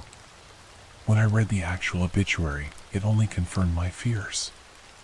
It mentioned her love of horses, her volunteer work at a soup kitchen through her church, and her work as a biologist postdoc. So many details matched up, there was no way it could be a coincidence. What you looking at? I jumped as my wife came in from the kitchen and sat down next to me. On instinct, I slammed the laptop shut. Nothing, I said. Then, realizing how suspicious I looked, I added, I was looking at birthday gifts for you. For a second, her face froze, and I worried she wouldn't buy my lie. But then she smiled, that warm smile I loved, crinkling her eyes at the corners. That's so sweet, she said, sitting next to me. I swallowed hard. Yeah. She cuddled up next to me, but I felt completely on edge. The warmth of her skin no longer felt warm and inviting. In fact, a chill ran down my spine. After a few minutes, I extricated myself from her embrace. I don't feel good, I lied. I'm going to lie down. Oh, okay, she said, pouting. Before she could say anything more, I ran upstairs. As soon as I got on the bed, I brought up the obituary again. I stared at the grainy image of her face. It was definitely her, that warm smile, those mysterious dark eyes. There was no way it could be anyone else. I scrolled through some of the other results, and I realized some of those, too, were related to her death. There was a Facebook memorial page, with friends posting on it, names I didn't recognize, mourning her loss more than 10 years ago. The university she worked at had put out a statement with their condolences as well. But then I found something that made my heart stop, a news article nestled at the bottom of the search results page. Emily hadn't just died. She'd been murdered. My jaw dropped as I read the news article. Phrases popped out at me, no signs of forced entry, partially dismembered, and killer still at large. The news article didn't have a photo of Emily, though, so maybe this was a different Emily. It had to be.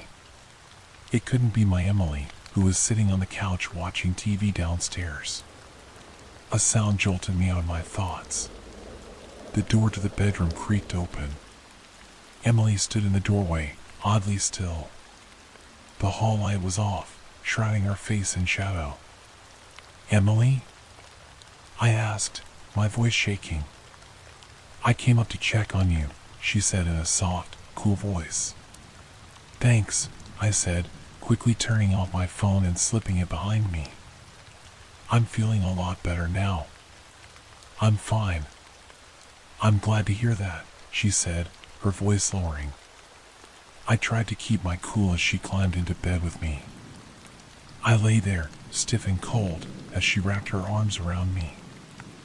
"I love you, baby," she whispered, as she cuddled with me under the covers. "I love you too." So that's where I am now. I'm writing this from my phone, as Emily sleeps next to me. I don't know if I'm safe here. I don't know who or what I'm dealing with. All kinds of crazy scenarios have been floating through my mind. Did Emily have an identical twin who died, and she took over that twin's identity?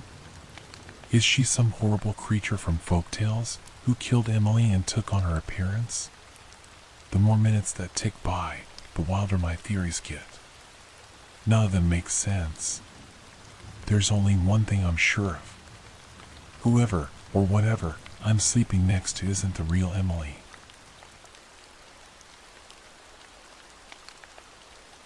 Back in April of 2013, I went through something I haven't been able to talk about.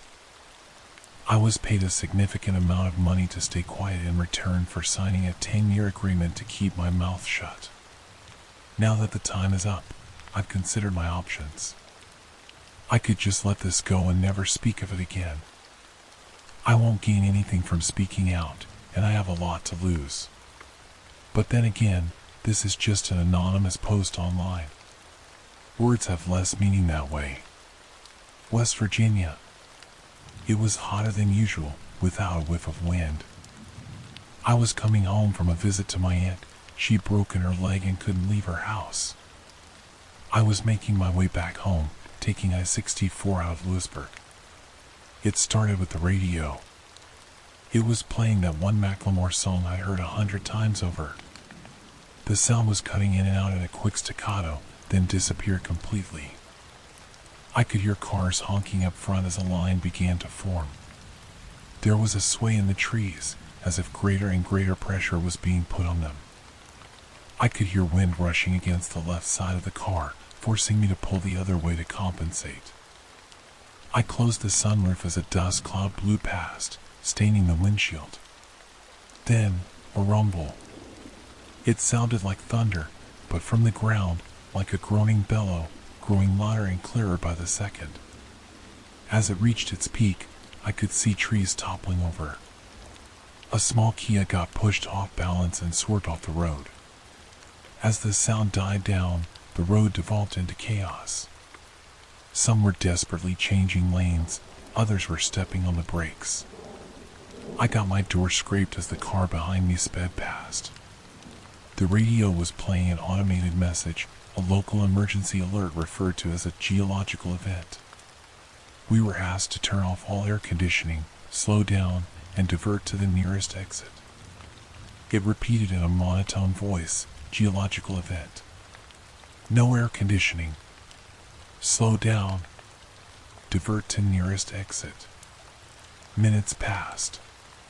There was a line forming further down the road, police officers blocking the lanes in all directions, leaving a highway exit as the only option. Some folks were trying to push past the barricades but were forced back at gunpoint. I could see officers wearing gas masks and riot shields. We were waved in.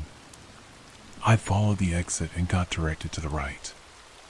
There was an open field that was used as a sort of impromptu parking lot.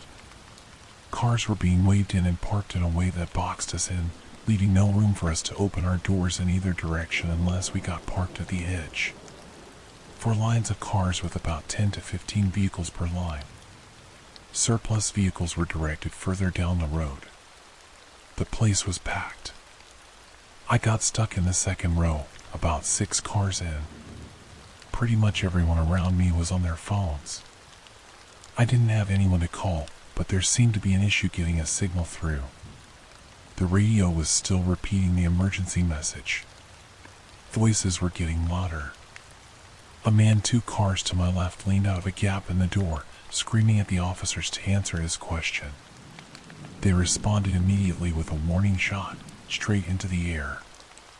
Stay in your vehicle, they screamed. Lock your doors. I'm not telling you again. A couple of folks were filming, but there seemed to be trouble uploading. We were losing bandwidth. It didn't take long until phone signals were completely blocked.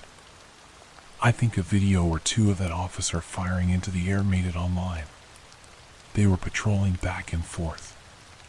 We were told to stay in our vehicles, windows up, doors closed and locked, engines off. I could hear people talking in the other cars.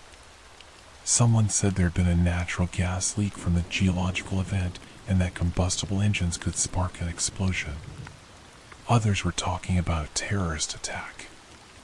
There were no answers, and the officers weren't eager to talk. After about an hour, things were getting ugly. People were hungry, thirsty, and restless. One officer stepped up on the front cars, handing out water bottles, crackers, and processed cheese slices. He had to step from one car to another, denting the hoods with his steel-tipped shoes. They were also handing out thick black plastic hygiene bags for people who needed to relieve themselves. Use them, seal them, drop them out the door. Then lock up and wait. I'd crawled into the back seat, pulled down my cap, and tried to relax. I'd been playing some games on my phone, but the battery was running low. I wanted to save some, so I settled for having a nap instead. The sweat was stinging my eyes, not because of how warm it was, but because of how nervous I was. No matter what I did, I felt trapped, and the car felt smaller and smaller. I couldn't get out if I wanted to, and it physically hurt me to think about how little control I had. Is that what claustrophobia feels like? A couple of officers were discussing something by the front line. One of them had a white cotton glove on, which he used to wipe off the hood of one of the front cars.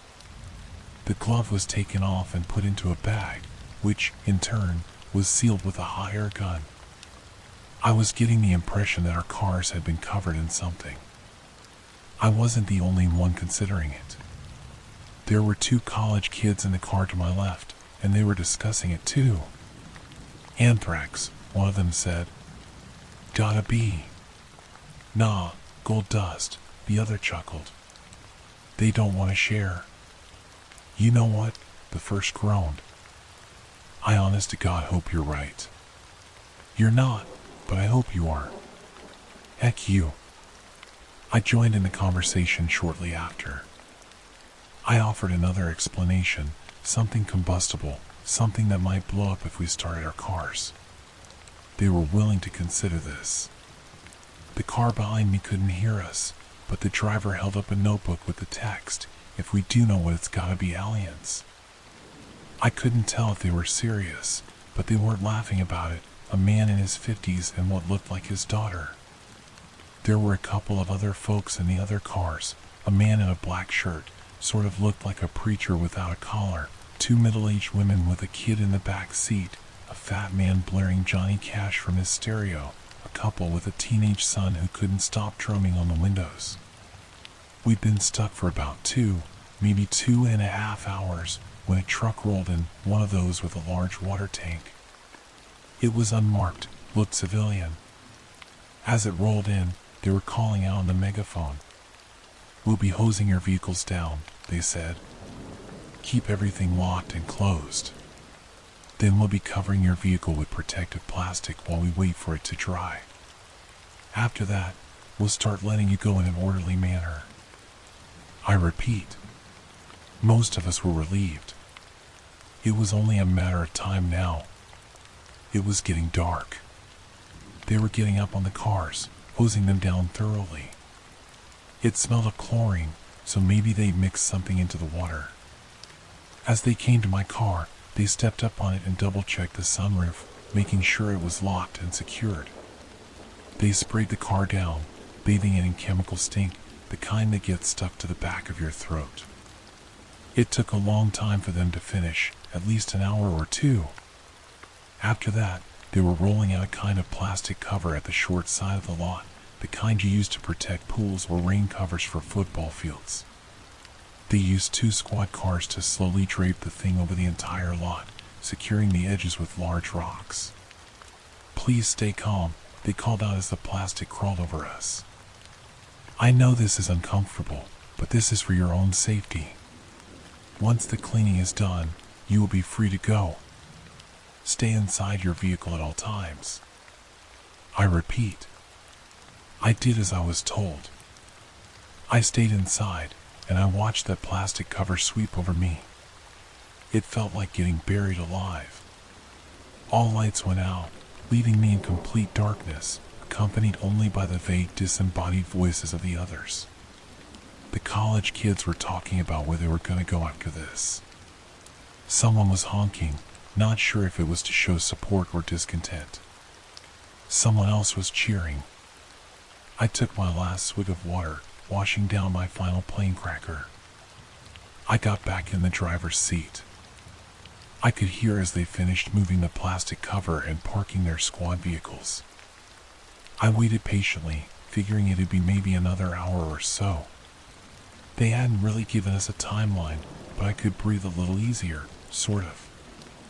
I was going back and forth between feeling empowered with my hands on the wheel and feeling like I was stuck in a metal coffin.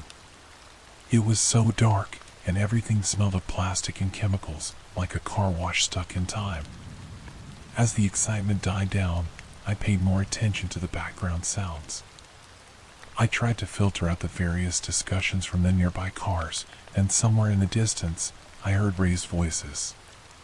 It wasn't coming from the cars, but the officers. Whatever they were talking about, it was a heated discussion. An hour came and went, and people were getting impatient. More cars were honking. Others were yelling, demanding answers. I couldn't get my leg to stop shaking. The more I thought about getting out of there, the smaller the car felt. I was hyper-focusing on things I couldn't control. I was a little thirsty, and I was out of water. I needed to use the bathroom. I wanted to stretch my legs and go for a walk. I wanted to breathe fresh air and get that awful chemical taste out of my mouth. I heard cars starting, accelerating. The truck was moving, somewhere off to the side. "We need you to stay in your vehicle," a voice screamed over the megaphone. "Do not leave, for any reason. Stay in your vehicle." Cars speeding off, Not many, but a couple. Then, quiet. The officers left us there. Everyone was quiet. A couple of folks had opened up their phones, using them as flashlights to look from car to car.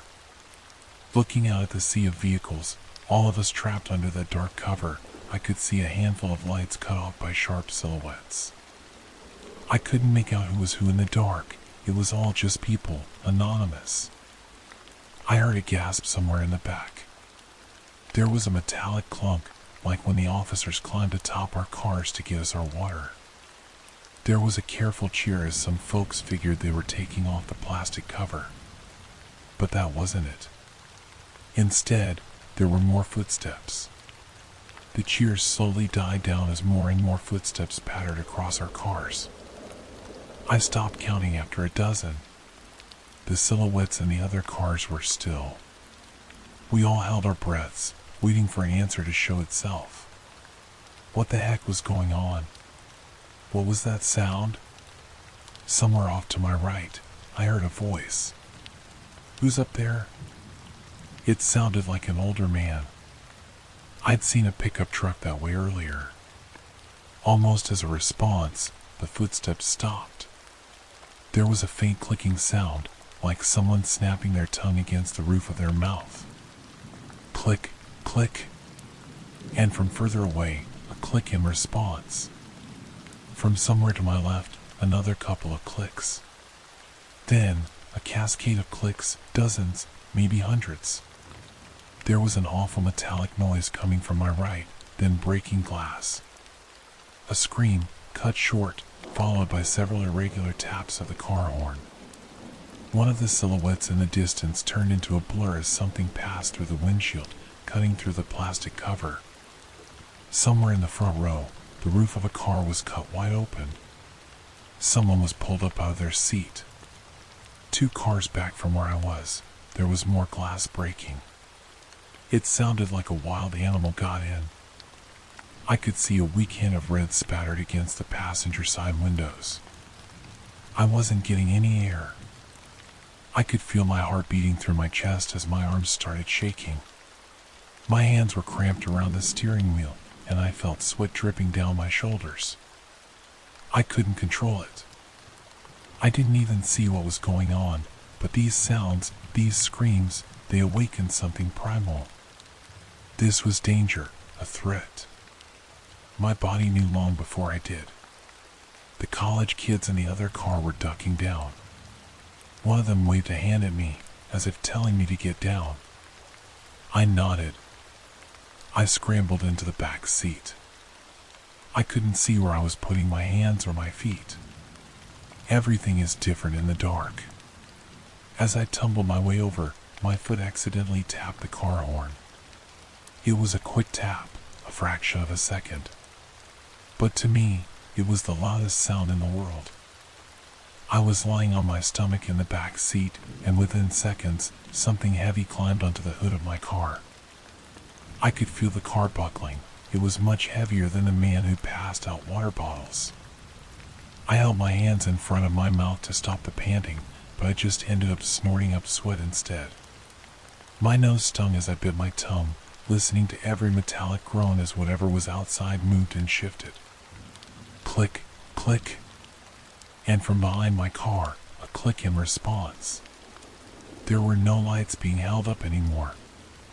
Everyone was cowering, going quiet. I pushed myself up against the door behind the driver's seat, trying to make myself as small as possible. I could hear the frame of the car complain as something slowly moved. When it came to my sunroof, there was a slight crack. That made it stop. Another crack. I silently shook my head, as if trying to ask the car to stop. That thing was going to break. And it did. My legs were showered with glass as a big blob of plastic cover dipped into my car. Something big fell into the front seat, still covered in protective plastic. It twitched and spun around, its clicking turned from a careful, question-like noise to a never-ending barrage. It was calling for help, alerting others, and it was cutting its way through the plastic. There were footsteps coming from every direction, some leaping from car to car, some leaping far enough to skip a car as they hurried. I was going to be thrust into this horror within seconds from now. I fumbled with my cell phone, accidentally cutting my thumb on the broken glass. I managed to open a text message, but even then, there was no signal to send it. I pressed myself into the gap and exhaled as much as I could, flattening my chest. While the creature thrashed around inside my car, I could feel my vision going faint. Black spots popped up at the edges of my vision. My arms were going weak. By some miracle, I made it through. As my face hit the gravel of the makeshift parking lot, I felt the burn from of residual chemicals. I swallowed my instinct to run and, instead, I stayed low, forcing myself to crawl slowly under the carmy vehicle. There were more of them, some climbing on, some off. My chest was pressed to the ground as the weight shifted. I could hear breaking glass from the windshield and more tearing fabric. Something was stuck up there, and it was furious, like a trapped animal. I could hear the college kids were mumbling to one another, trying to stay calm, one assuring the other that all they had whispering to stay quiet. As the creature continued its thrashing, I heard a loud crash from the plastic cover, a car door being torn away. Suddenly, an armored figure loomed in the darkness, its claw-like foot touching the ground right beside my car. I've looked it up since then. There were 3 toes forward, 1 toe backward, like a claw. All clawed, all with smooth, whale-slick skin. It must have been heavy, at least 400 pounds. If the clicking noise came from its mouth, I'd guess it was somewhere around 6 feet 7 inches to 6 feet 9 inches tall, or taller, maybe hunched over. How it managed to walk in the gap between the vehicles is beyond me, but I suspect it was very thin. It daintily walked slowly from my car to the others, as if scanning for something. I could barely see anything in the dark, but this thing seemed to navigate it perfectly. It didn't bump into anything. There was a tap on the glass of the car behind me, to my right, and someone got startled. A short scream, and the hunt was onwards. This time, it was different. It must have caused some kind of triggered a chain reaction, as all of a sudden, the plastic cover was getting torn up left and right. People were screaming, clawing their way out of their cars.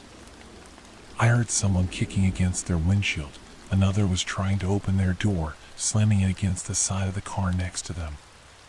And off in the distance, there was gunfire, just a couple of shots. The college kids in the car next to me slammed their doors open and followed my lead, crawling under their car. Their faces were red from tears, one of them screaming into his phone, desperately trying to call for help. The other grabbed the phone out of his hands. A short scuffle ensued, ending with them putting on a ringtone and sliding at the phone as far to the left as they could. Whatever car that phone landed under was demolished, every window broken, every passenger gone. I could hear the grinding as metal was torn apart, a seat ripped in two and thrown away. In seconds, a dozen of those things swarmed it. "Shut up," one college kid whispered. The college kids hissed. Shut up, stay quiet." Something reached under my car, scraping my shoulder. I screamed and scrambled forward, crawling like a lizard. The college kids followed, mimicking my movements. I made it 2 cars down before I got stuck. Something dark blocked my path. It was a body, partially eaten, its bones cracked and sinews snapped. Blood pooled beneath the car, staining my fingertips. One of those things was still nearby, feeding nearby. I froze, forcing myself to breathe. I must have stayed there for at least an hour, hearing every bite, every crunch of bone. Satisfied clicking noises filled the air. As it finished its meal and wandered off, dragging the remains along. They were moving forward now. Something heavy walked over the car I was hiding under, dragging a body along. Slowly, the footsteps faded.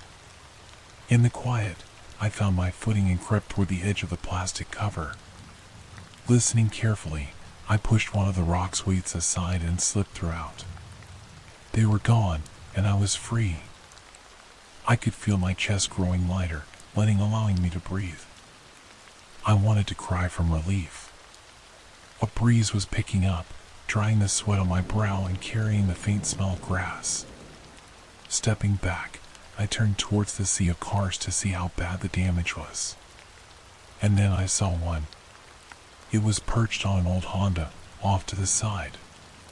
At a glance, it looked like a tall person covered in slick, black skin, but up closer, its claw-like feet were visible, with pointed nails and a mouth full of shark-like teeth that were far too wide. I froze. The creature rose to its full height, over 7 feet tall, looking ready to pounce. I had nothing to defend myself with. I had no weapons, and I couldn't make a move. I wouldn't even be halfway under the car before it was unable to reach me. 100 thoughts raced through my mind, but I was out of options. But the thing just stared. It raised a slice of raw meat, blood dripping onto the plastic cover, and took a curious bite, watching me. Then, as if nothing had happened, it wandered off, satisfied, satiated. I was left there, trembling, shaking like a dry leaf. And with the last of those creatures gone, all that remained was the panic. It didn't take long for the officers to return. The plastic cover was removed, but we couldn't go home, not yet. Some folks signed a waiver and were let go immediately. They weren't allowed to talk about what they'd seen, and in return, they'd get a hefty sum of insurance money.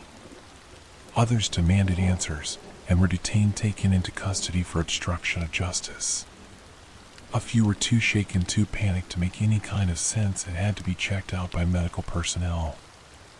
A total of 14 people had died. Their deaths were explained by a combination of causes: a traffic pileup, carbon monoxide poisoning, animal attack, and even something about an escaped convict, excuses scattered across days to blend into accident statistics. To go home with and get your insurance money, you had to sign a non-disclosure. I did, and so did the college kids did as well. A darn miracle they made it out, but I saw them. 34 cars were towed. 18 people were wounded, 6 seriously. For lost limbs, one guy losing his arm torn off halfway up his collarbone. I don't know how he survived. Most people didn't see those things up close. They just remember the screams and the breaking glass. Sometimes, at night, that's all I hear too. Closing my eyes brings me back to lying under those cars, feeling trapped, the weight shifting above. I still struggle to breathe sometimes. I think a part of me is still stuck there, waiting. My mother forced me to play hide and seek every night at 9 p.m. One night, it wasn't a game.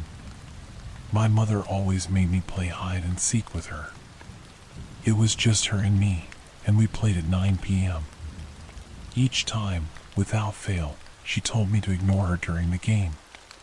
She said she would purposefully try to trick me, but, if you really wanted to trick somebody, why tell them anything? We played in the park. I thought this was normal. I knew other families didn't do this, but at the same time, I thought there was nothing wrong with us doing it. I liked the park, after all.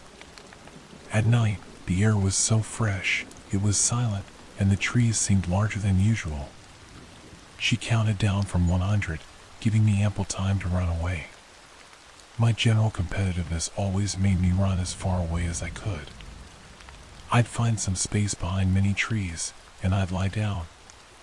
The park was large, but somehow my mother would always manage to walk past me at least 3 times in those 20 minutes.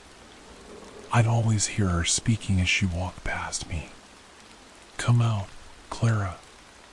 Clara, please come out. I'm sick of this stupid game, Clara. It's cold, and I just want to go home." I ignored her. When we first started the games, I'd been foolish enough to leave my hiding spot. My mother's face immediately turned into one of fury. She'd walk up, grab me tightly by the shoulder, and scold me relentlessly. "I told you not to listen to me, didn't I?" She would drag me back to the car and ignore me until the next day, when we played again. I didn't know why she did it. After I'd stopped listening to her during the 20 minutes of game time, it would no longer trick me. I knew she was lying, and it simply seemed like a waste of breath and energy to keep calling out for me. She got angry when she found me, too. The park was a huge place, and if she hid somewhere, I would never find her, but somehow my mother was excellent at tracking me down. It was like she sniffed me and hunted me down. Instead of getting angry at me, she got disappointed. She'd sigh loudly, her eyes would tear up, and she dejectedly walked to the car.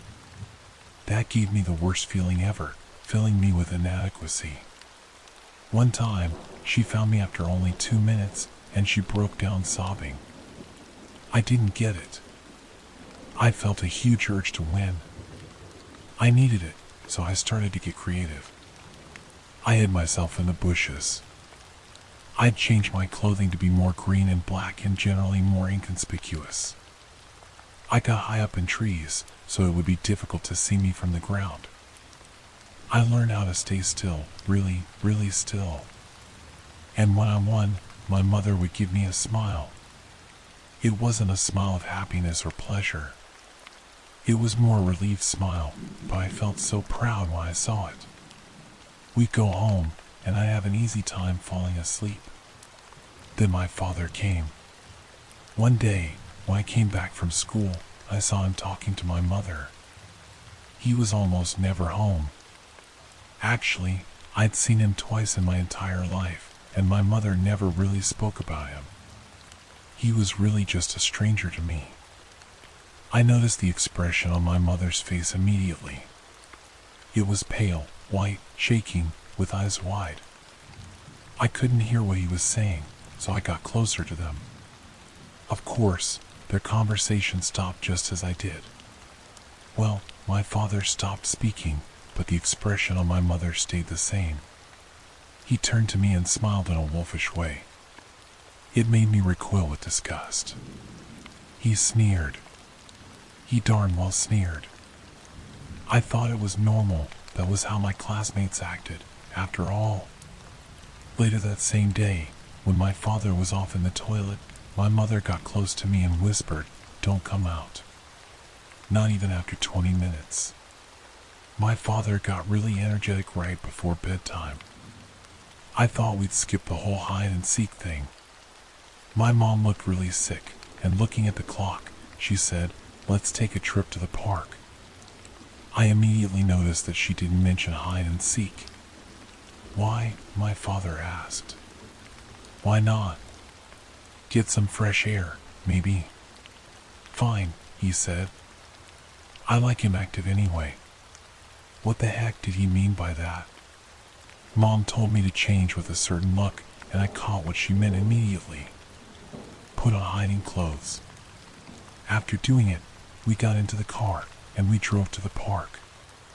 My mother was silent the entire way, but my father hummed. We walked together in the park for a while, my dad mumbling about work. I don't remember much of it. Honestly, it didn't sound like any job I'd ever heard. Then, suddenly, my mother pointed at a tree in the distance. I noticed that it was the same tree she found me hiding behind the last time she caught me. These trees get so old. Then, they die. It's a shame they're stuck in place, unable to get away from the virus. She was saying, "Get away and hide." "Death is the way of all living things," Dad said. "No need to fear it." "I think I saw a squirrel in that tree," I said. "I'm going to go check it out." I disappeared into the forest I'd grown well acquainted with. I got behind a hill before changing direction and moving away. I made sure to try to move on the spots that wouldn't leave a mark. I needed to get far away before they noticed something was up. I thought about climbing a tree and hiding there or about diving into a couple of bushes. Trees were only effective if people didn't check. Bushes worked great, but you'd have a small, if any, view of your surroundings. I chose the bushes, jumping into them and trying to control my breath. After a couple of minutes, I heard my parents walking in the distance. "Clara," Dad shouted. "Where are you, sweetheart? If you're hurt, please say something and we'll help." "Clara," Mother said. "Clara, can you hear me, darling?" My heart beat faster. I knew for a fact that I shouldn't leave the bushes. That was the absolute worst thing that could happen. I kept my breathing under control as they moved further and further away from me. Then, they came back. "Please, Clara, your dad isn't dangerous. Please come out." "Clara, please, I need to get going soon. Please come out." "Clara," Mom said. "Where are you?" "Stop this silly nonsense," Dad said. Their voices eventually faded out. I stayed there, in the same position, for nearly a whole hour. My body started to ache, and I could feel insects crawling around on the back of my leg. I really wanted to leave this position. I heard a stick snap in the distance. It came from behind me. I hadn't heard their voices at all. Had they just stopped speaking?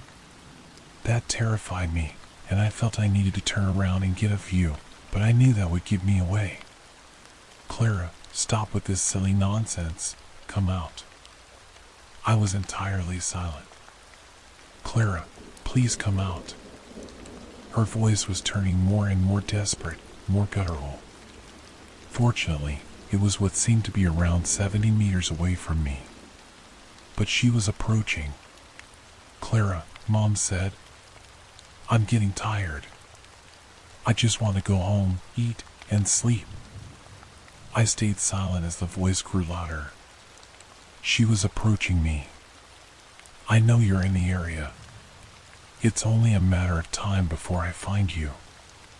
I will skin you, I'll start with your forearms, peeling off your skin with a dull knife, just like peeling back cheese. I wager there'll be lots of blood coming out. And screaming. I won't be able to focus, but that's all right. I can always switch to your other arm." She came closer. "You won't like it." "I certainly wouldn't, but I'm not as stupid and darn disgusting as you are, Clara." "No. I'm glad I'm not a creature of filth like you. The only good you can serve is by being in my belly, by fueling me. I'll find you." The voice was only 20 meters away. "You'll regret not coming out." 10 meters. "You know, I don't eat the bones. They get stuck in my throat, but I can't leave them. I'll probably take them home with me and suck on them. They have a good taste, you know. It'll be perfect." 2 meters. She giggled. Did she find me? Oh no. I debated whether I should stay still and hope for the best or if I should look back. My fear was killing me, and I had to know, but I knew looking would make noise. No. I had to stay still. "I know where you are," she said. Darn. But then, she began walking away from my spot. "I'll suck on your eyeballs before swallowing them. They're better whole, and they're always wet and squishy, so they go down the throat easily. If not, there's always blood. Oh, a mouthful of warm blood. Is there a better feeling?" I stayed still for that entire night, even after I was certain that they'd gone away. It was only when the sun was above me, and I could hear other children, that I stood up. One child jumped back and shrieked. He must have gotten properly terrified. Then, I made my way back home. Dad wasn't there, but Mom was. She hugged me.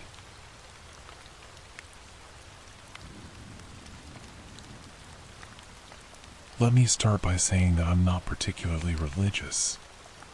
If you asked me if I believed in God, I'd probably just shrug, grunt out a few words about being on the fence, and continue with my day. Of course, that was before last night. My friends are the kind of people who love wild nights, crazy parties, snorting a bit of substances, taking some ecstasy in the bathroom, maybe hooking up with someone, and leaving a text on my phone at 10:10 p.m. telling me they don't need that ride I offered after all. Not to say I don't enjoy a drink, I do. It's just that clubs aren't my style. Lying low in a pub somewhere, drink in hand, listening to the TV drawn onto whatever channel some scruffy guy in the back barked out for, that's my idea of fun. So, when my friends tell me they want to go out for a night on the town, I say, sure. I hang on for the first club, buy a non-alcoholic beer in case my car's needed, and try to pretend I'm having fun. By the time I see them grinding on girls or guys, or striking up a conversation with someone who might be a dealer, I decide my services are no longer needed. We are too far out, the night tube is on beck and call, and I can always find my car the next day.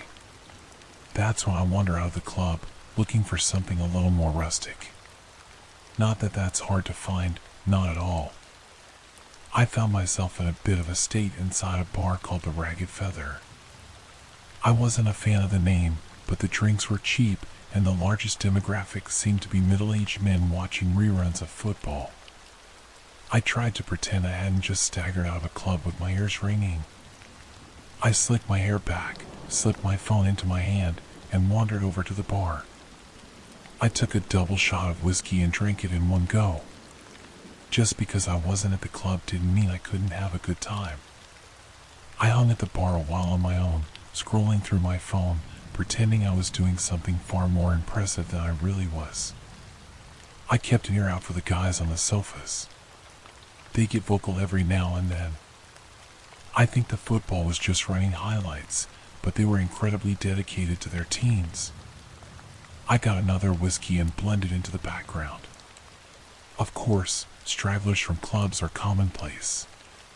It wasn't long until some scantily dressed women staggered in, laughing, chuckling, and pointing to where they wanted to sit. I saw a guy walk in with his friend slung over his shoulder, catatonic, most likely. He threw his friend onto one of the leather sofas, ingrained with beer and smoke, and demanded 2 pints of water and all the peanuts the bar had in stock. The bartender seemed bitterly amused. Some of the girls were taking selfies, Snapchatting their friends who were still at the club. They were ordering shots, gearing up for the next leg of their night. A couple of blokes wandered in with curries and takeout trays. I saw someone eating a Big Mac on the outside seating through the window. This was a night for the young and inebriated, and my mind was just dulled enough by the whiskey to enjoy the characters I could watch peaceably without interacting with. That is, until someone slipped into the seat next to me. Do I look like a girl with daddy issues? She was of average height, though that wasn't immediately apparent since she was leaning heavily against the bar. She was slim, with short, astoundingly bright red hair. It framed her round face, a face marred with smudged eyeshadow and lipstick. Heck, it looked like her makeup was melting right off. There was a chip knotted into a curl in her hair, just by her forehead. The drunk side of me was tempted to pick it out. The girl was clearly drunk, and as I looked around the bar, I couldn't quite place where she'd come from. She didn't belong to the crowd of selfie takers or the catatonic guys. I hoped, for her safety, she wasn't with the middle-aged men. I tried to look out the window to see if a group was missing one inebriated, bright-haired girl, but I couldn't. The window had fogged up, too much heat inside, not enough outside. "Are you okay?" I asked. She pointed her finger at me. "Answer my question," she slurred. I wasn't sure what to say. I settled on staring at her awkwardly, trying to answer with the bemused expression on my face. The girl's lips curled into a drunken smile. She snorted, placing a hand over her mouth to smother her laughter. It only aided the deconstruction of her lipstick. I do, you know, she said, pushing herself up a little against the bar.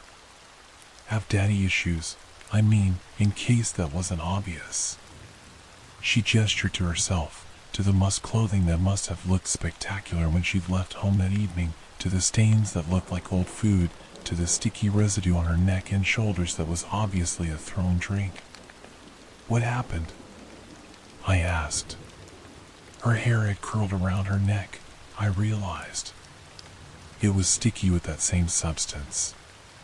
She was a wreck. I got in a couple of fights, no big deal, she said, shrugging.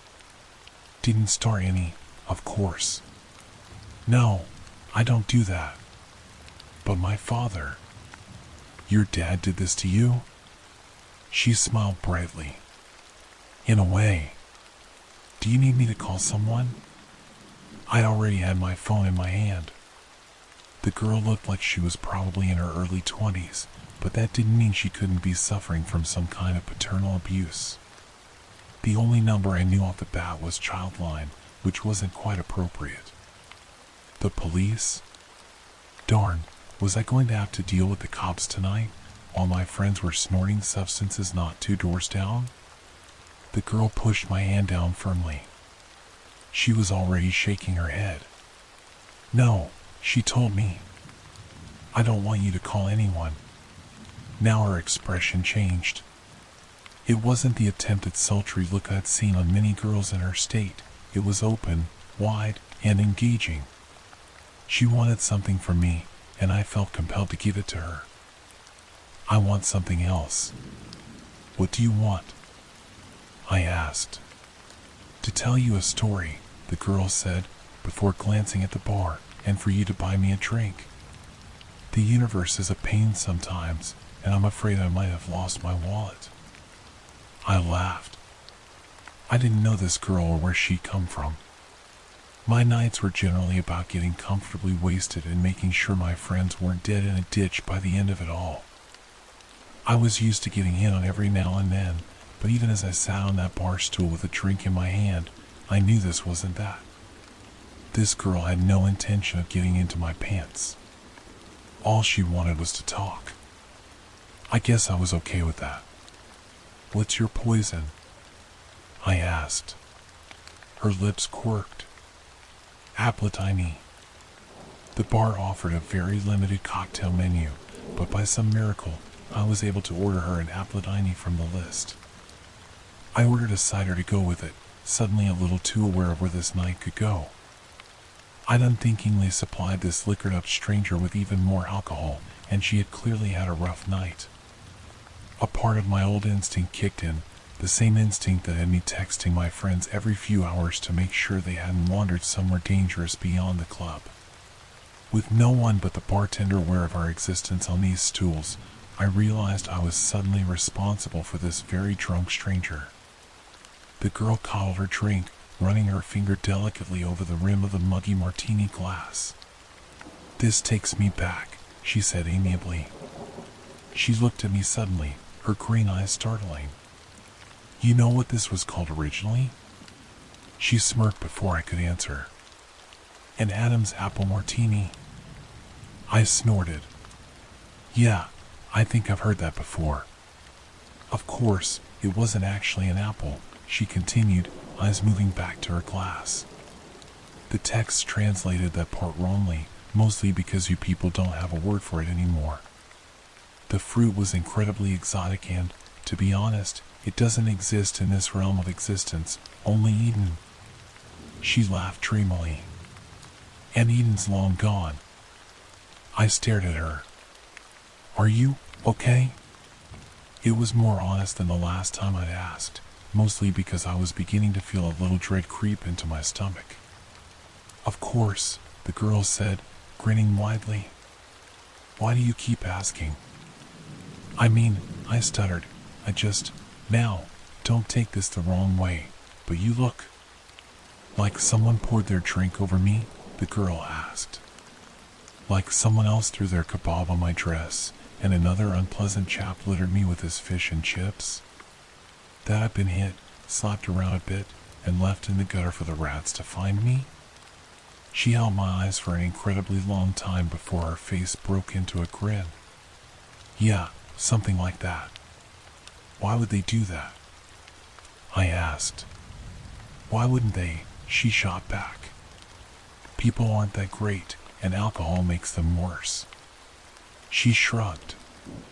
Sometimes it makes them better, nicer, a little looser in the sack, but mostly just annoying and a little smelly. I looked at her. I watched her knock back her drink. She exuded an intelligence that suggested she knew just how ironic her words were, but she was neither caring nor apologetic about them. The girl looked at me again. You bought me a drink. Now you can listen to my story. I nodded wordlessly. She smiled, pointing at the bartender and then at her drink. The bartender was already making her another. Eden, the girl said, reiterating her earlier babble as though the words had only just left her mouth. They always think that's my fault. You know, the reason Adam and Eve got kicked out of their perfect little nudist paradise. She shot me a knowing glance. Only in Eden can you sit on the grass but naked and not get a pine cone stuck in your crack. I blinked. I'm sorry, I said. I'm not following. Sorry, the girl said. My story won't make sense without a proper introduction. She reached out her hand. Hello.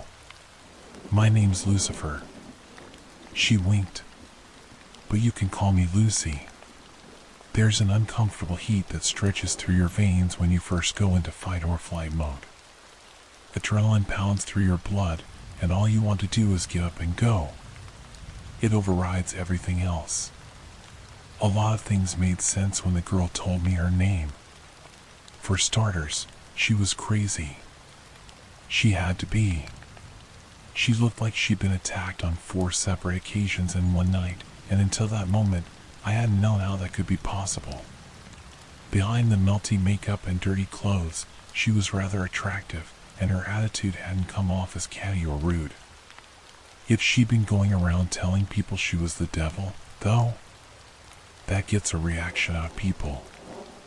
I suddenly found myself looking at her wrist, down toward her ankles.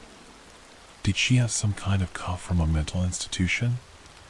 Had she broken out of a hospital after a nasty bump on the head? Was any of this even happening at all? I really would have to call the cops. I know what you're thinking, the girl, Lucy, said. You're thinking I'm crazy, that you need to get out of here. Maybe you even think I'm aggressive. Are you? I asked. Would I be here with you, drinking Appletinus, if I were? She asked, fluttering her eyelashes. Would you look the way you do if you weren't? I shot back. She grinned, toasting her new glass. Touché. Unthinkingly, I clinked my cider against it. Then I frowned. She chuckled, leaning closer. Let's have a little wager, she said. Let me tell you my story, and if you believe me when I'm done, you can't try to get me locked away somewhere. I stared at her. If I ended up believing you, why would I do that? She smirked, sipping her drink. You'd be surprised what people do when they believe you're the devil. And you do this often? I asked. Tell people you're Satan? She snorted into her drink. Not as often as I should. But it's been a rough day, and a heck of a long lifetime. I'd like to have a chat, if that's all right with you. I waved to the bartender for another whiskey. Lucy's eyes glinted with humor. I wasn't necessarily trapped with her, but a part of me didn't want to leave without hearing what she had to say. Besides, I couldn't just leave a crazy girl to wander around London alone at night.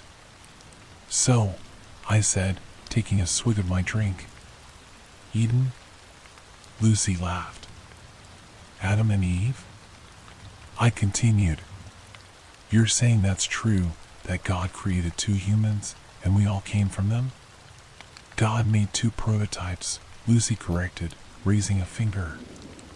My father created angels as his toy soldiers, but he failed to make anything like himself. After us, it was his next big project, and he spent every waking hour of existence slaving over his 2 prototypes. He gave them a perfect utopia to live in, but he wanted to test them. He wanted to know whether they had free will. And did they?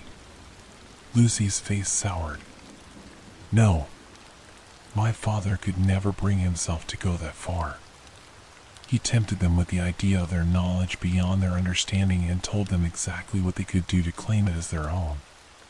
But to be able to create a being that could go against his law? Oh, my father is a very controlling being. He was afraid to unleash that ability onto them. Lucy was very adamant in her delusions, that was clear. She spoke about her father with such distaste that I began to feel bad for her. Only someone who had been badly hurt would have the gall to spite God himself. And what? I asked, entertaining her delusion. You were the one who tempted them in the garden? The devil's been a girl this whole time? She smiled. I dabble. Then she looked at me, raising a brow. All of humanity thinks that temptation came in the form of a snake. The snake's legs were taken away as punishment for drawing Eve toward their forbidden fruit. She laughed, a hard, short sound. Snakes never had legs, and it was not a sin to tempt those poor prototypes into doing what they did next.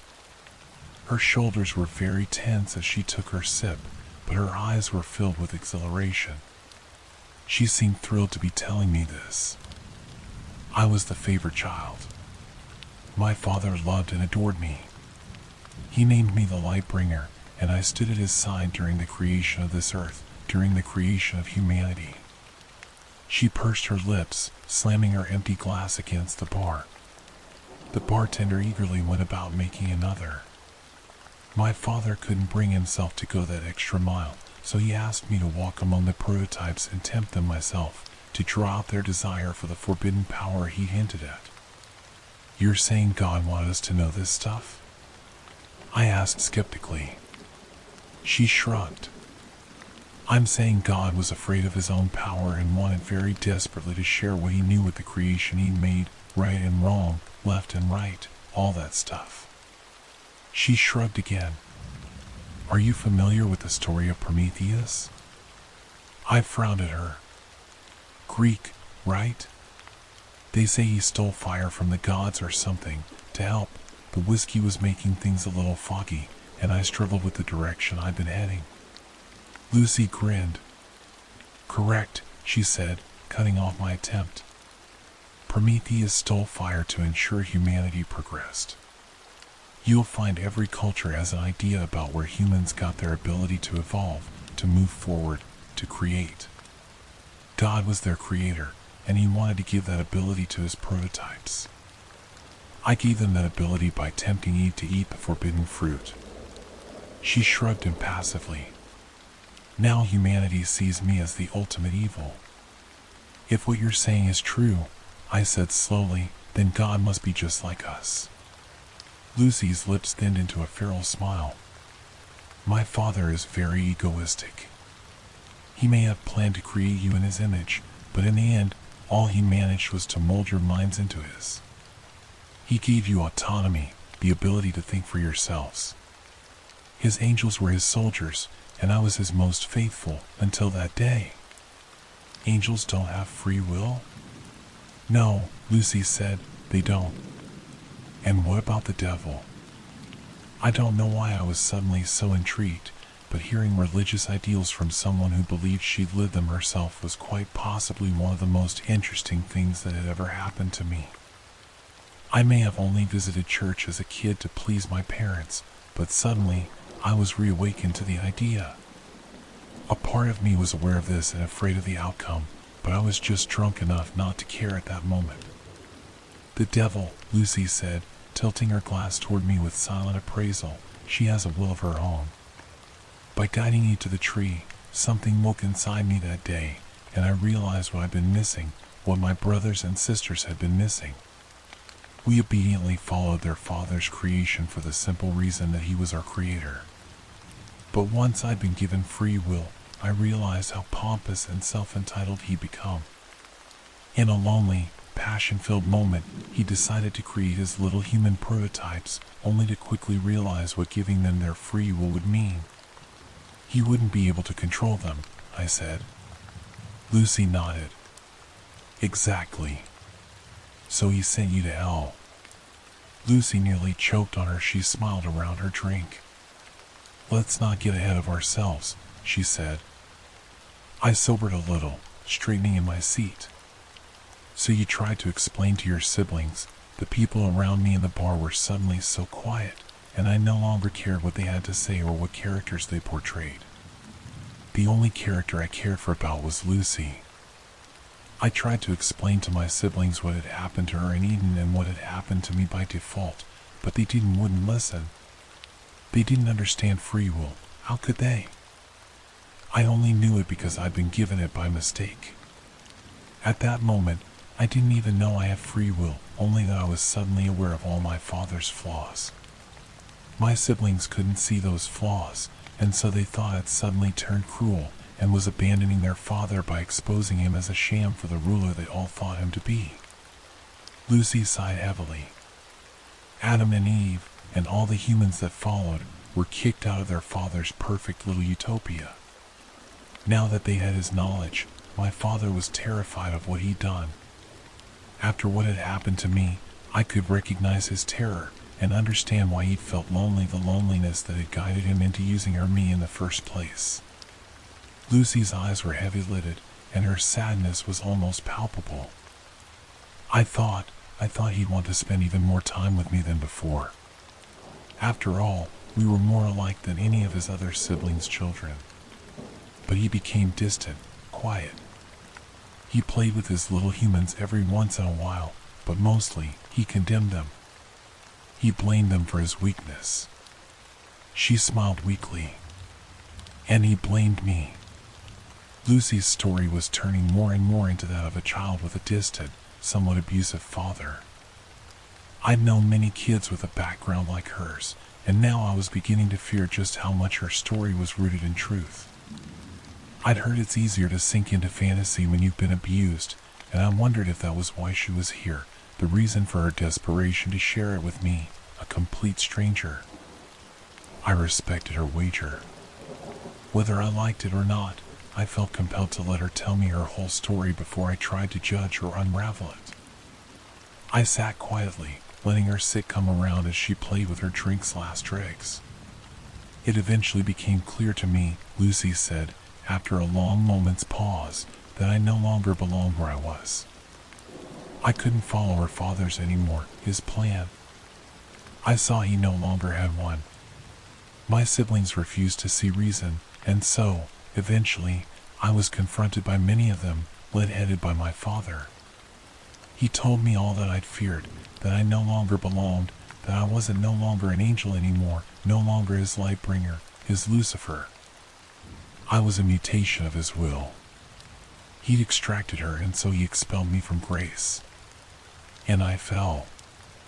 A long silence stretched between us, only interrupted only by the silence when the bartender poured us 2 new drinks. Lucy drank hers reflectively, deeply. I didn't touch mine. I'm afraid, Lucy said quietly, that this is the part that generally makes people want to punch me in the face. Why? I asked. Because your dad threw you out? I paused, trying to abide by her metaphor.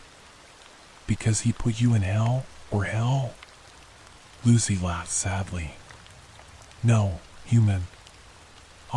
Humans, my father gave you his way of thinking, and look at you. She shook her head. No, not because he put me in hell. Then why? I fell to earth, Lucy said. My father gave me dominion over the one place he thought I'd fit in, a place where humans have free will, just like I did now. What's the saying? A match made in heaven or hell? She snorted darkly. Of course, that's not quite right, is it? When I fell, I was faced with a humanity so different from my father's little prototypes. Her tone had changed. There was an aggression behind her words that began unsettling to unsettle me again all over again. I saw emperors and kings, governments and churches they tried to rule. I saw corporations claiming to be rulers, presidents, emperors, big fat dictators. And I watched. I watched as humanity fought and lost, and finally, they just gave up altogether. They were no longer able to rise up against all the greed and tyranny set upon them. There was just too much for them to change, and so they soon realized they just weren't as free as they thought. She clicked her tongue, and I grew to loathe them all. Then she took another hit of her drink.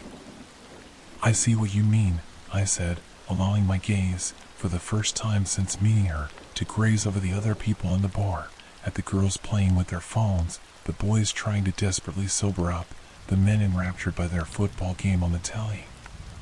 We all led very different lives, and we were all here to get drunk, to lose ourselves in entertainment.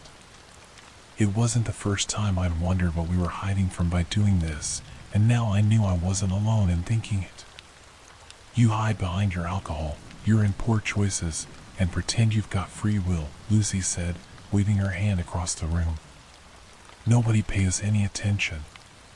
It's true, my father gave you that will, to you, but you squander it. The free will I felt to provide for you all, to you, the gift I was given by a twisted mistake, and you make a mockery of it.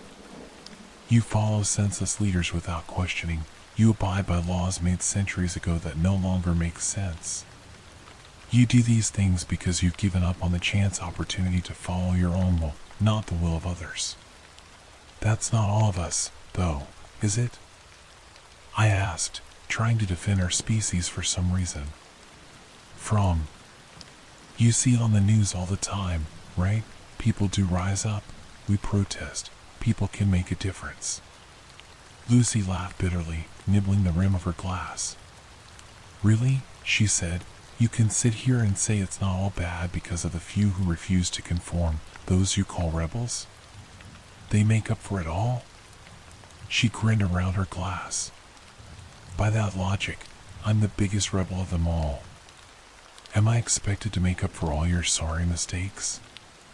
By your logic, I said, you should be punishing it, right?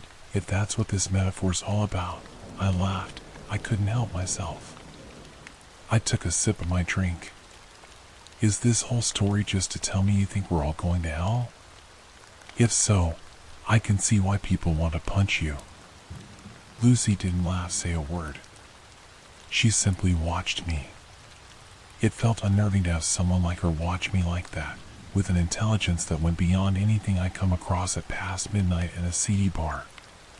The drunkenness in her eyes was gone, her face wasn't flushed anymore like before, and even her makeup didn't reflect the mess I'd seen when she first appeared.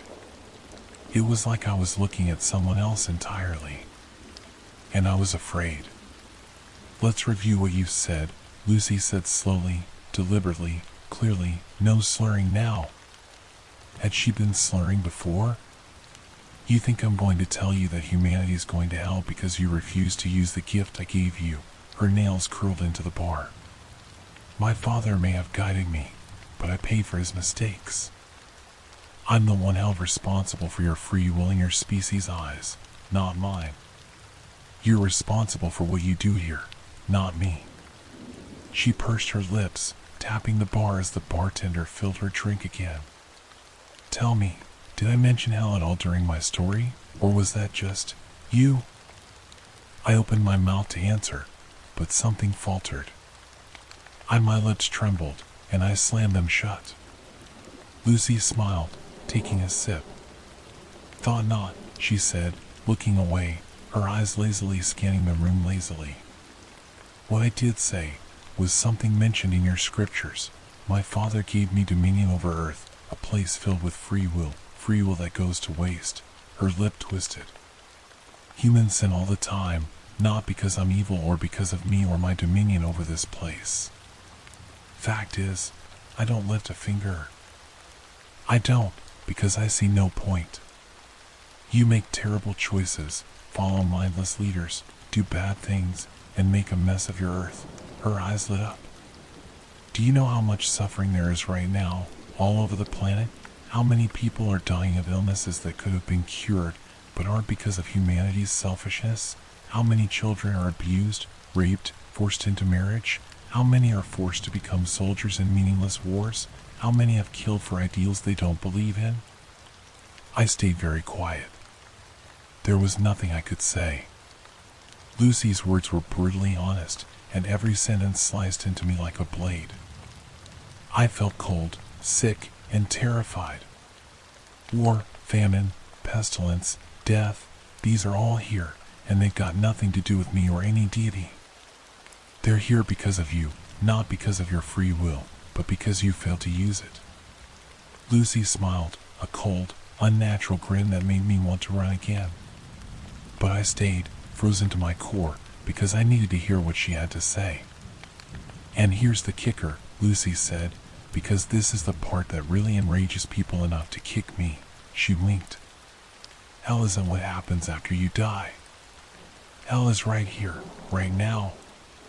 Somewhere in the scriptures, a few words got crossed, and people started thinking hell is a punishment after death. Fact is, hell is earth, my earth. God gave this place to me to do with as I will, and I refuse to do anything. What are you saying? I asked, suddenly desperate. Exactly what you think, Lucy said, toasting her glass. I didn't reciprocate, and she laughed, a light, airy sound. I had so many plans for your species. I wanted us to rejoice in our free will together, to create a place free from the cruelty and power my father exerted over the angels, his firstborns. I wanted a real utopia. Unfortunately, you humans just don't want that, she shrugged. My father sent me here thinking I'd become one of you. All I've learned is that he gave you far more of his image than he ever intended. Stop, I said. This isn't funny anymore. Of course it isn't, Lucy said, grinning wider to prove her sick irony. Humans punish themselves by sitting by and doing nothing. They've made their own hell, and you know what's worse, what's ultimately worse? Some of you are so blind to it that you think your life is heavenly. She didn't wait for me to ask what she meant. She barreled forward. The rich and powerful, those who steal from everyone else, they get a taste of the good life. That's true. Then they die, and they don't go to hell. They come back here, to Earth, which is hell. She tipped her head. Are you following? Reincarnation, Lucy said quickly, practically purring the word. A neat trick to keep your souls here forever. You get a taste of the good life every once in a while, a handful of you at a time, and that's enough to make you believe this is some kind of middle ground, that you aren't living hell every day. Then you die. You die for a moment, and then you're in the body of someone facing hell's realities. But you never remember the time you spent in a better life. A part of you just has that inkling of hope. That's all.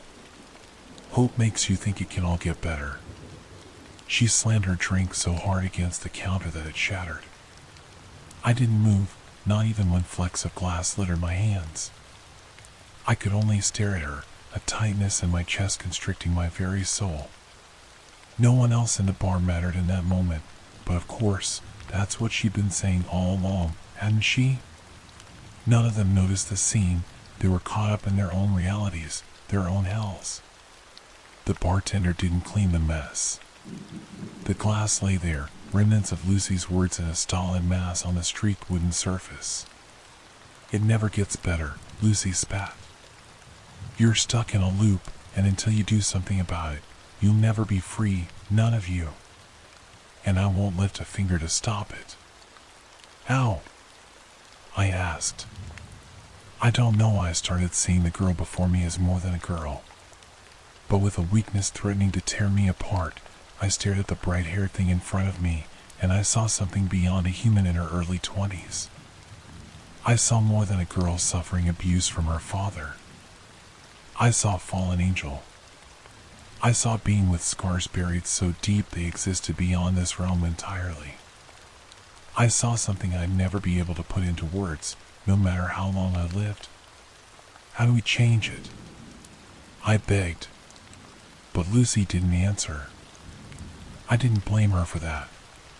Blame gets thrown around so often, and I knew then she was sick of it. So I changed tactics. Why me? It was an honest question, and I think, deep down, Lucifer respected that. Which is why she said, when you first saw me, you were afraid for my safety, not for yourself.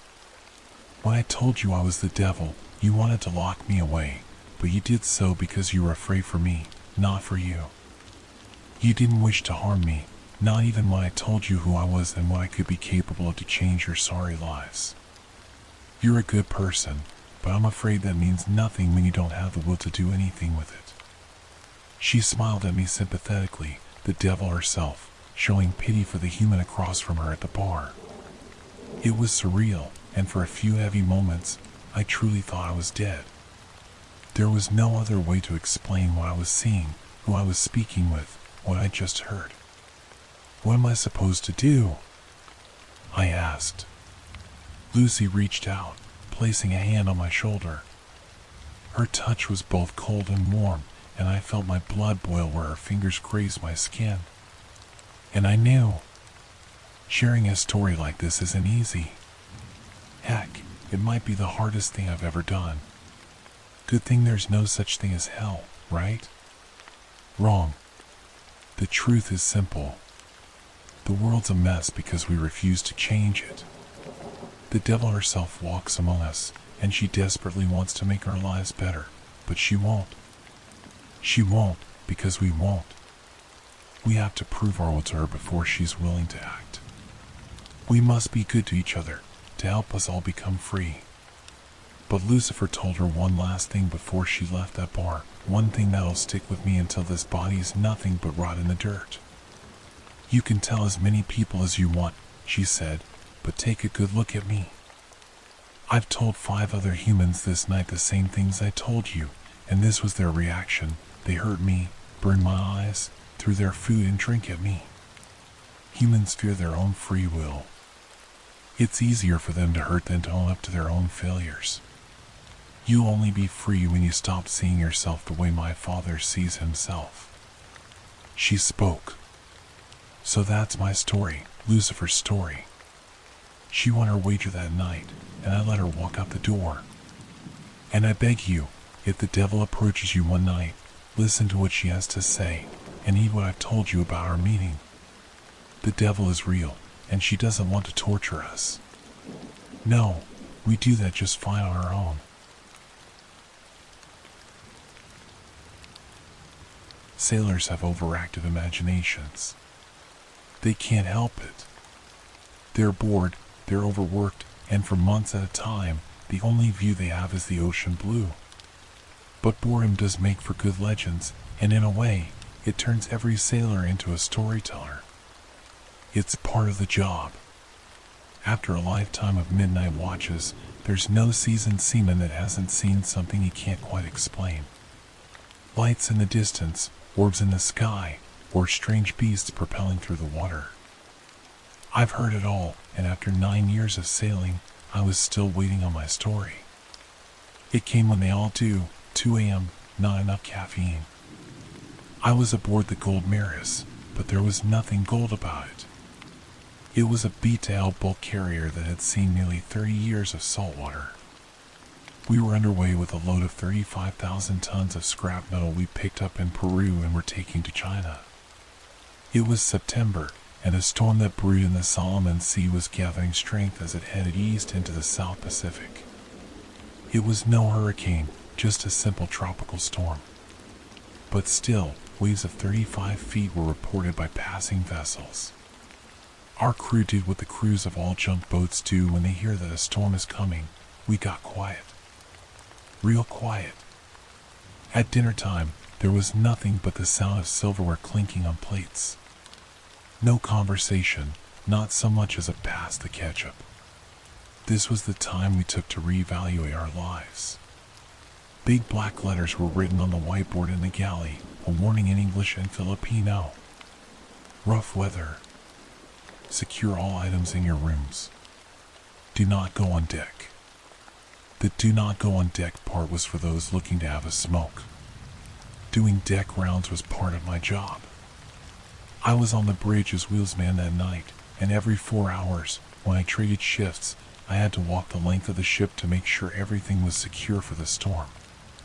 2 a.m. rolled around, and Johnny came to replace me. One of the most redeemable things about work is that it forces you to be friends with people you'd never imagine you'd get along with.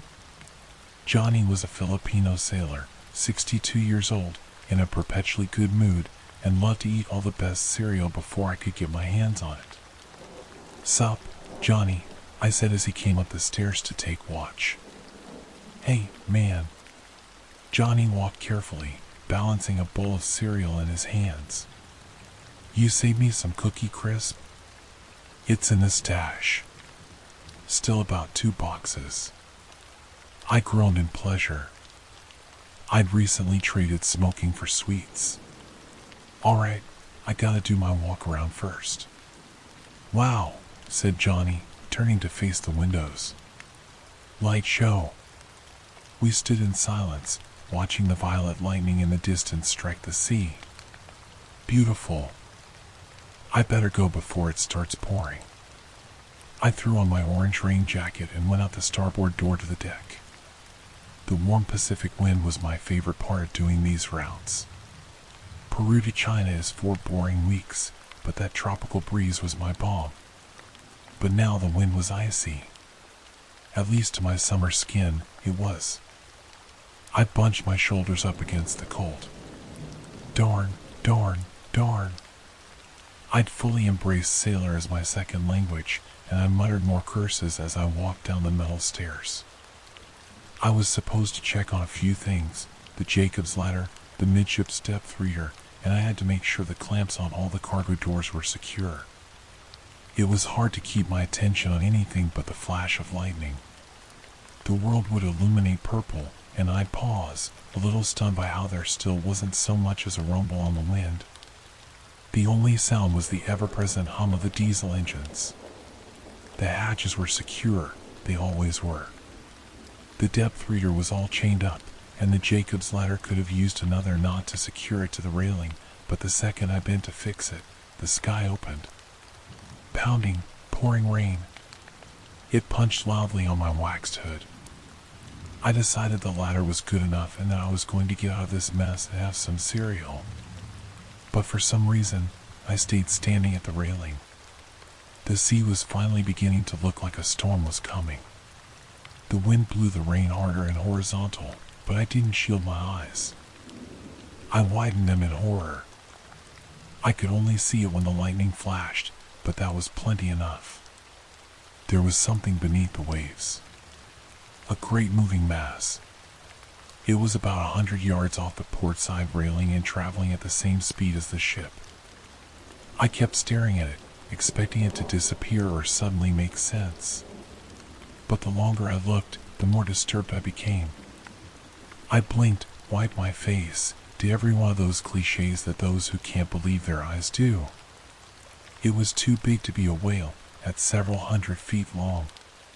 Not to mention, it was moving too fast, its speed too steady. There was a crash of thunder, and I dropped my flashlight. It rolled quickly on the slick deck and fell into the ocean, vanishing the moment it hit the water. I stumbled and started running back to the bridge. I raced up the stairs and threw open the door to the pilot house. Johnny, you gotta come see this. I need to know if I'm losing my mind or not." "What is it?" "There's something in the water." He raised his brow and stood.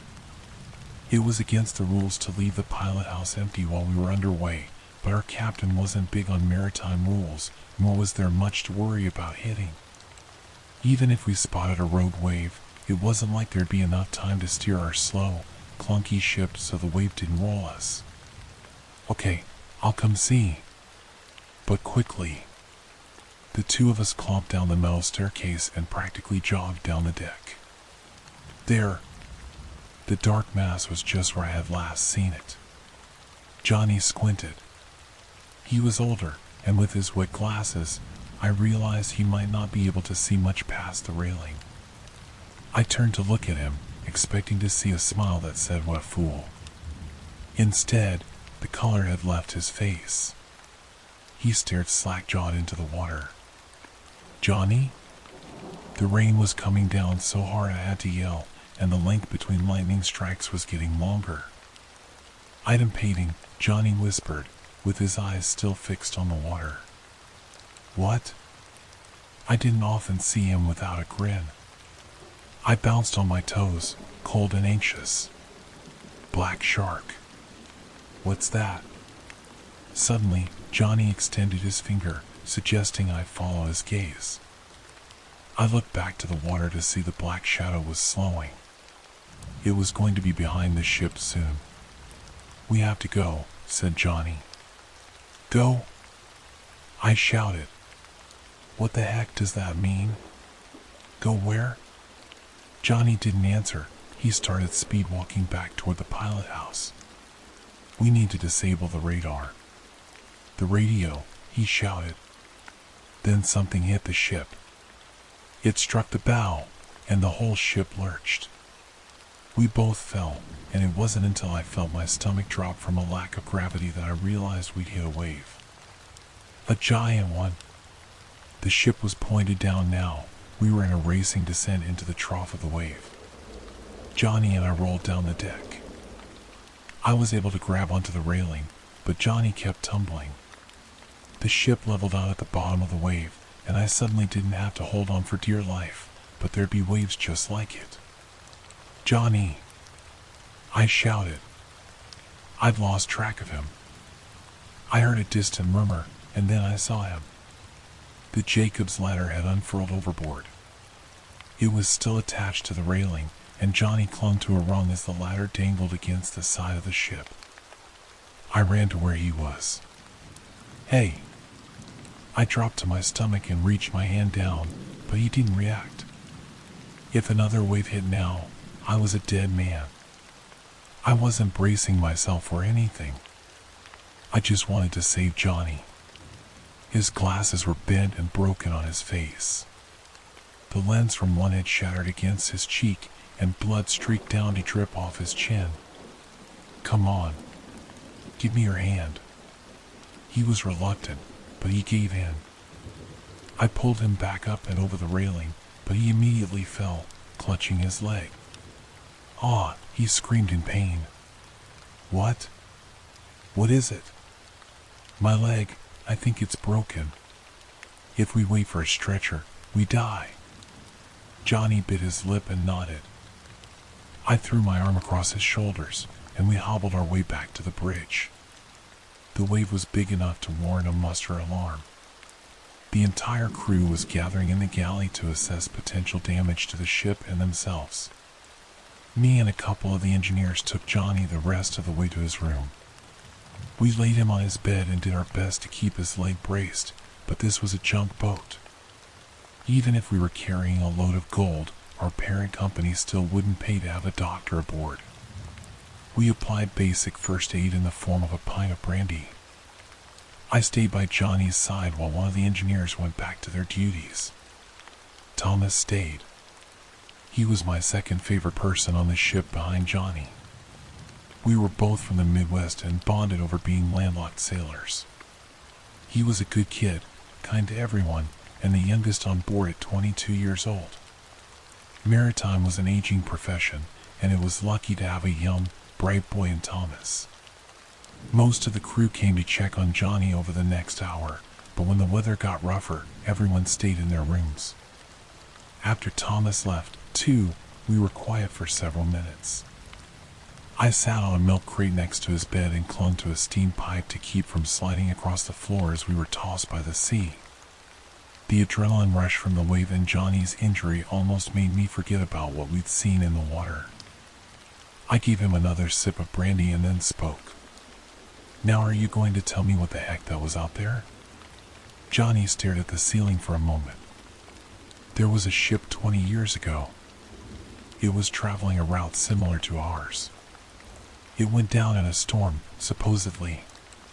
But the last message its captain ever sent out was that they were being followed. When he was asked by what, he said it was item painting, black shark. Something dark, just beneath the surface, hundreds of feet long, was watching them. Waiting. I had heard so many legends of strange things at sea, I couldn't exactly remember if I had heard of this before, but it sounded familiar.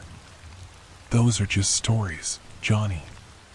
He shook his head slowly, almost sadly. I had a cousin who was on a permanent route, pretty much the same as that one. Not too different from ours now. Chile to China.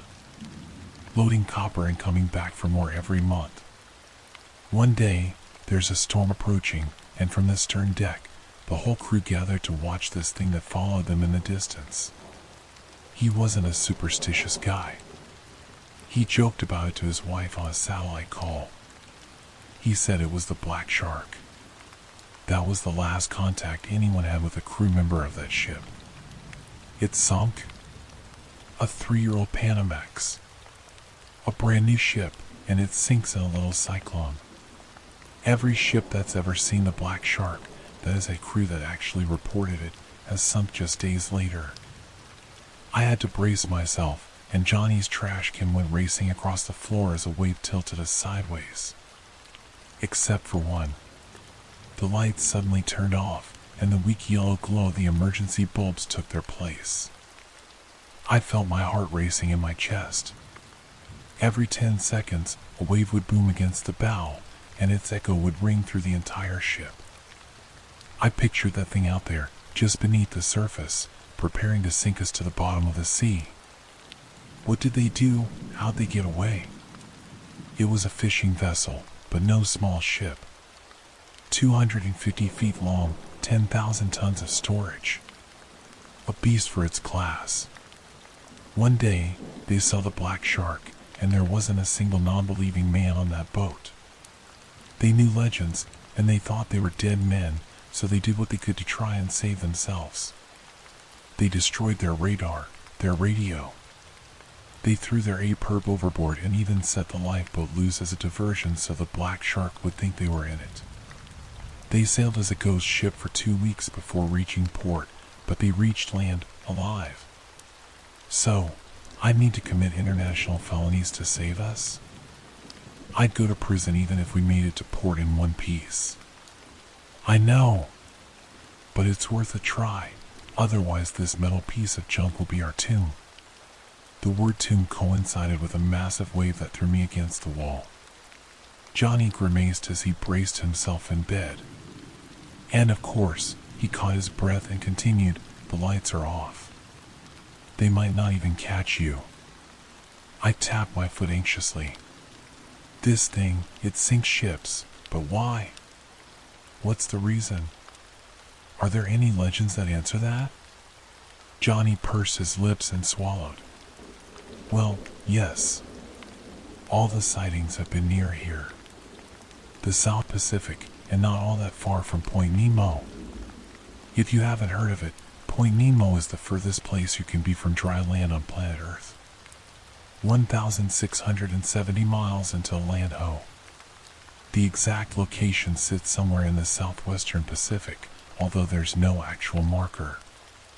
There are no shipping routes nearby, and there sure as heck isn't any fishing. If you're there, it's just you and the ocean blue. Or so sailors have always thought. Why Point Nemo? It brings the boats there, and once the sailors are drowned, they come back. There have been reports of sailors lost at sea returning to their home ports. But something has taken them over. Like a creature, using their bodies as a human host. Scary stories are told at campfires because of the frightful setting, woods, darkness, sleeping with a thin layer of plastic between you and the world. It all amplifies the terror. But here, in this doomed boat, 1,000 miles from anything, Johnny's story hit a nerve a campfire tale couldn't hope to touch. I was beginning to sweat with nervous fear. I got up to leave, and Johnny took my hand. "Do what you think is best, but make up your mind. We don't have much time." I left his room and stood in the dark hall. I wasn't scheduled for a watch shift in the pilot house until the afternoon, and by then, the captain would be there too, surveying our passage through the storm.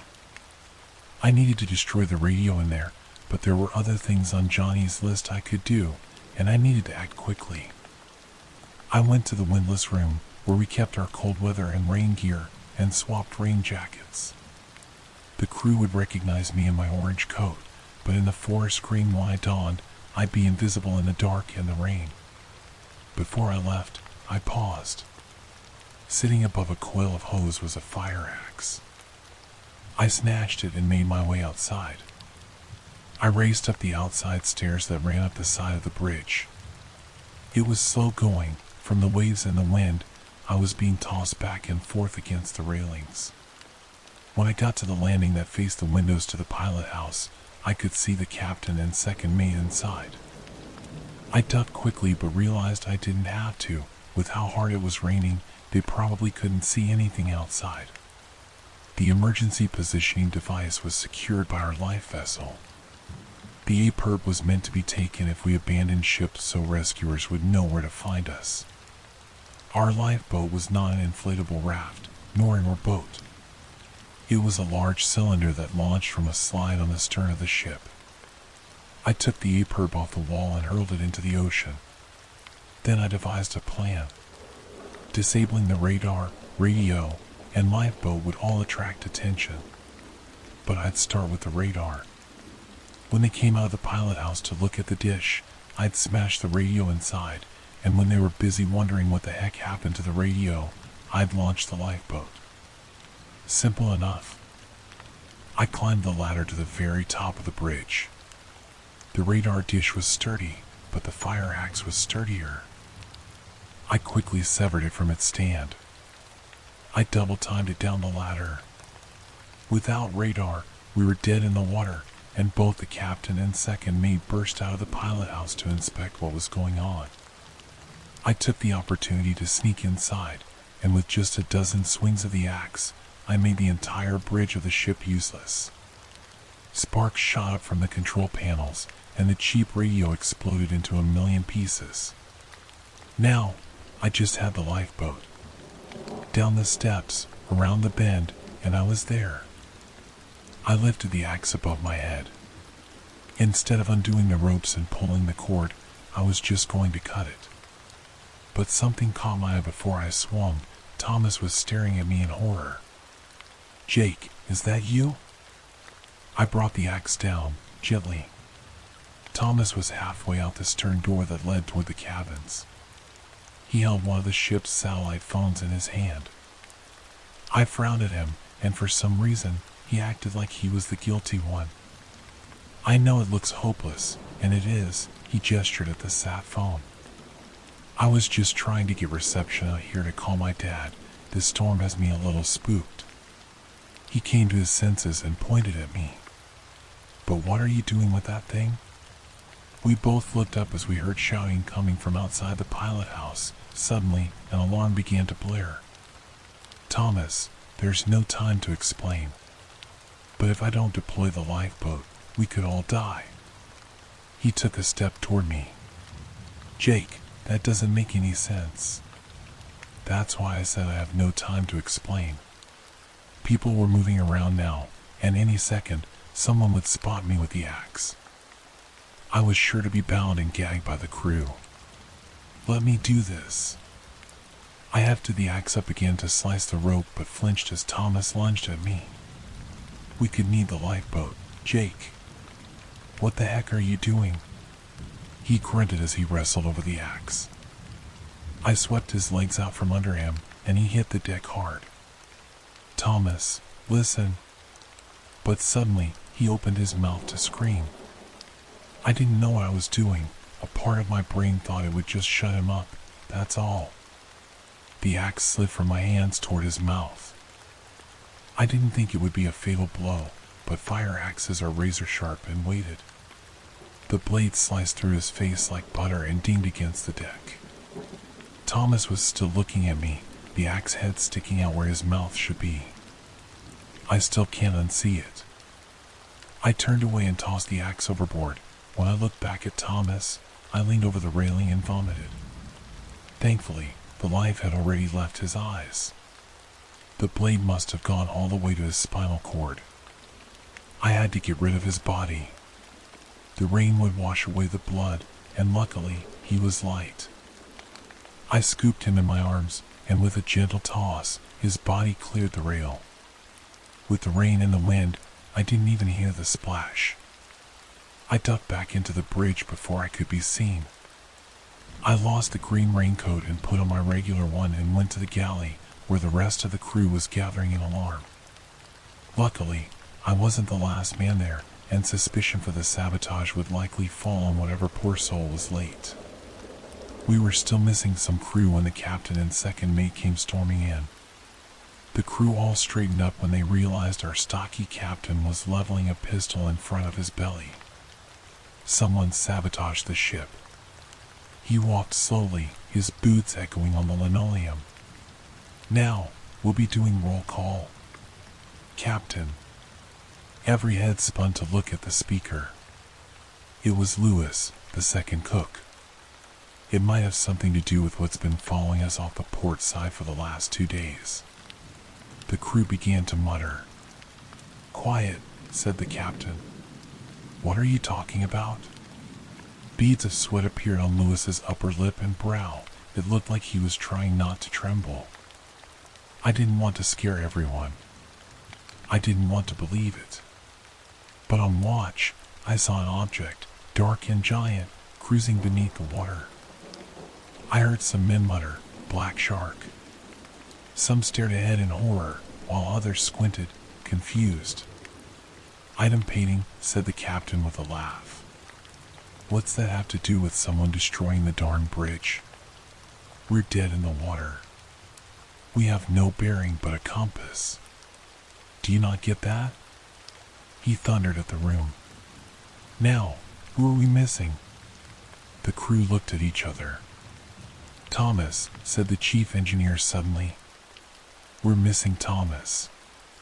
Hearing his name made my stomach drop. What have I done? The captain pointed. Go check his room. In the meantime, we're going to see about those legends, Lewis. I watched Lewis gulp nervously, and we followed the captain, shuffling out toward the stern deck as silent as a funeral procession. Outside, the rain was still pounding down. Fire up the spotlights, shouted the captain. A few crew members went forward to the deck lights that were attached to the stern railing. They cranked them to full blast and began sweeping the beams of light across the sea. 30 seconds passed in silence as they searched. Then a minute. It's too dark. The water's too rough to see, sir. The captain looked toward the eastern horizon. Then we'll wait until dawn. The crew started making their way back inside, but the captain shouted, out here. For the next hour, we stood silent in the pouring rain. We were freezing and soaked, tired as all heck, but we had to keep our bodies flexed and alert to keep from toppling over when we were rocked by waves. It felt like an eternity until the sun rose behind the storm clouds.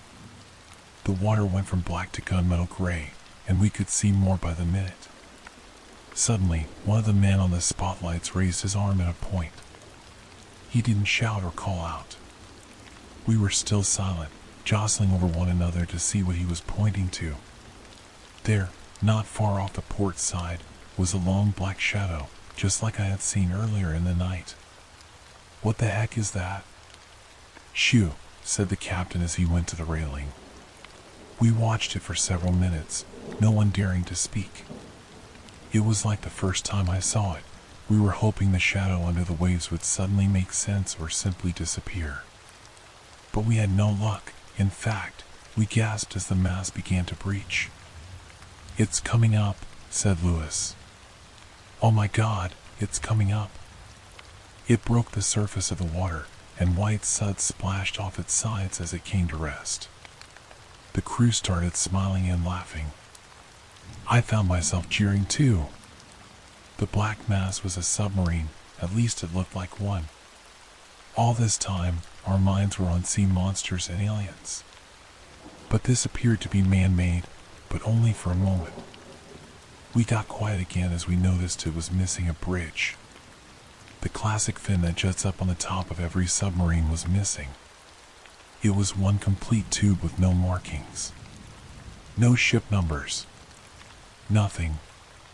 Then we flinched back as we saw its black steel shimmer. Something was wrong. It wasn't like any submarine I'd ever seen. The crew started to shout in fear, and in the commotion, I grabbed Lewis and whispered close. "Lewis, it was me. I destroyed the bridge and launched the lifeboat." Johnny told me the story of the only ship that got away from this thing. "It's done. I already did all we could." Lewis stared up at me in disbelief. "You did what?" "The fishing vessel. Maybe you haven't heard of it, but a ship once got away from the Black Shark. They destroyed their radar. They went dark." "No," Lewis swatted my hand off him. "You darn idiot. The only crew to ever escape from the Black Shark abandoned ship in the life raft and radioed the U.S. military. You killed us. We're dead in the water. Who told you to destroy this ship?" I didn't answer him. I turned and started running toward Johnny's room. I flung open his door, and at first, I didn't think he was on his bed. It looked empty. But as I approached, I noticed a stench. Organic iron, blood. And there on the bed was Johnny, but he was empty. There was nothing left but his skin, and his back was a gory mess. Something had burst out of him and left his flesh grotesque and deflated. His eyelids and cheeks were empty, like a Halloween mask. It was as if something had been wearing him as a human suit. Then his words came back to me. He'd been telling the truth about the Black Shark. How sailors that it killed come back with something living inside them. Human hosts, he had said. And he was one of them. I had listened to his lies about disabling the ship, launching the lifeboat, and now we were doomed. I'm sending this message out in hopes a satellite can pick it up. There's a chance that one comes in range for a brief time. Just long enough for my story to be sent out from this darn ship. When I walked back to the stern deck, most of the crew were still there. The submarine, however, had gone beneath the waves again. The captain swung a compass. "We're backtracking," he said. "The ship can't be steered, and we're heading southeast." But I didn't need to hear his reading to know exactly where we were going. We were headed right toward Point Nemo.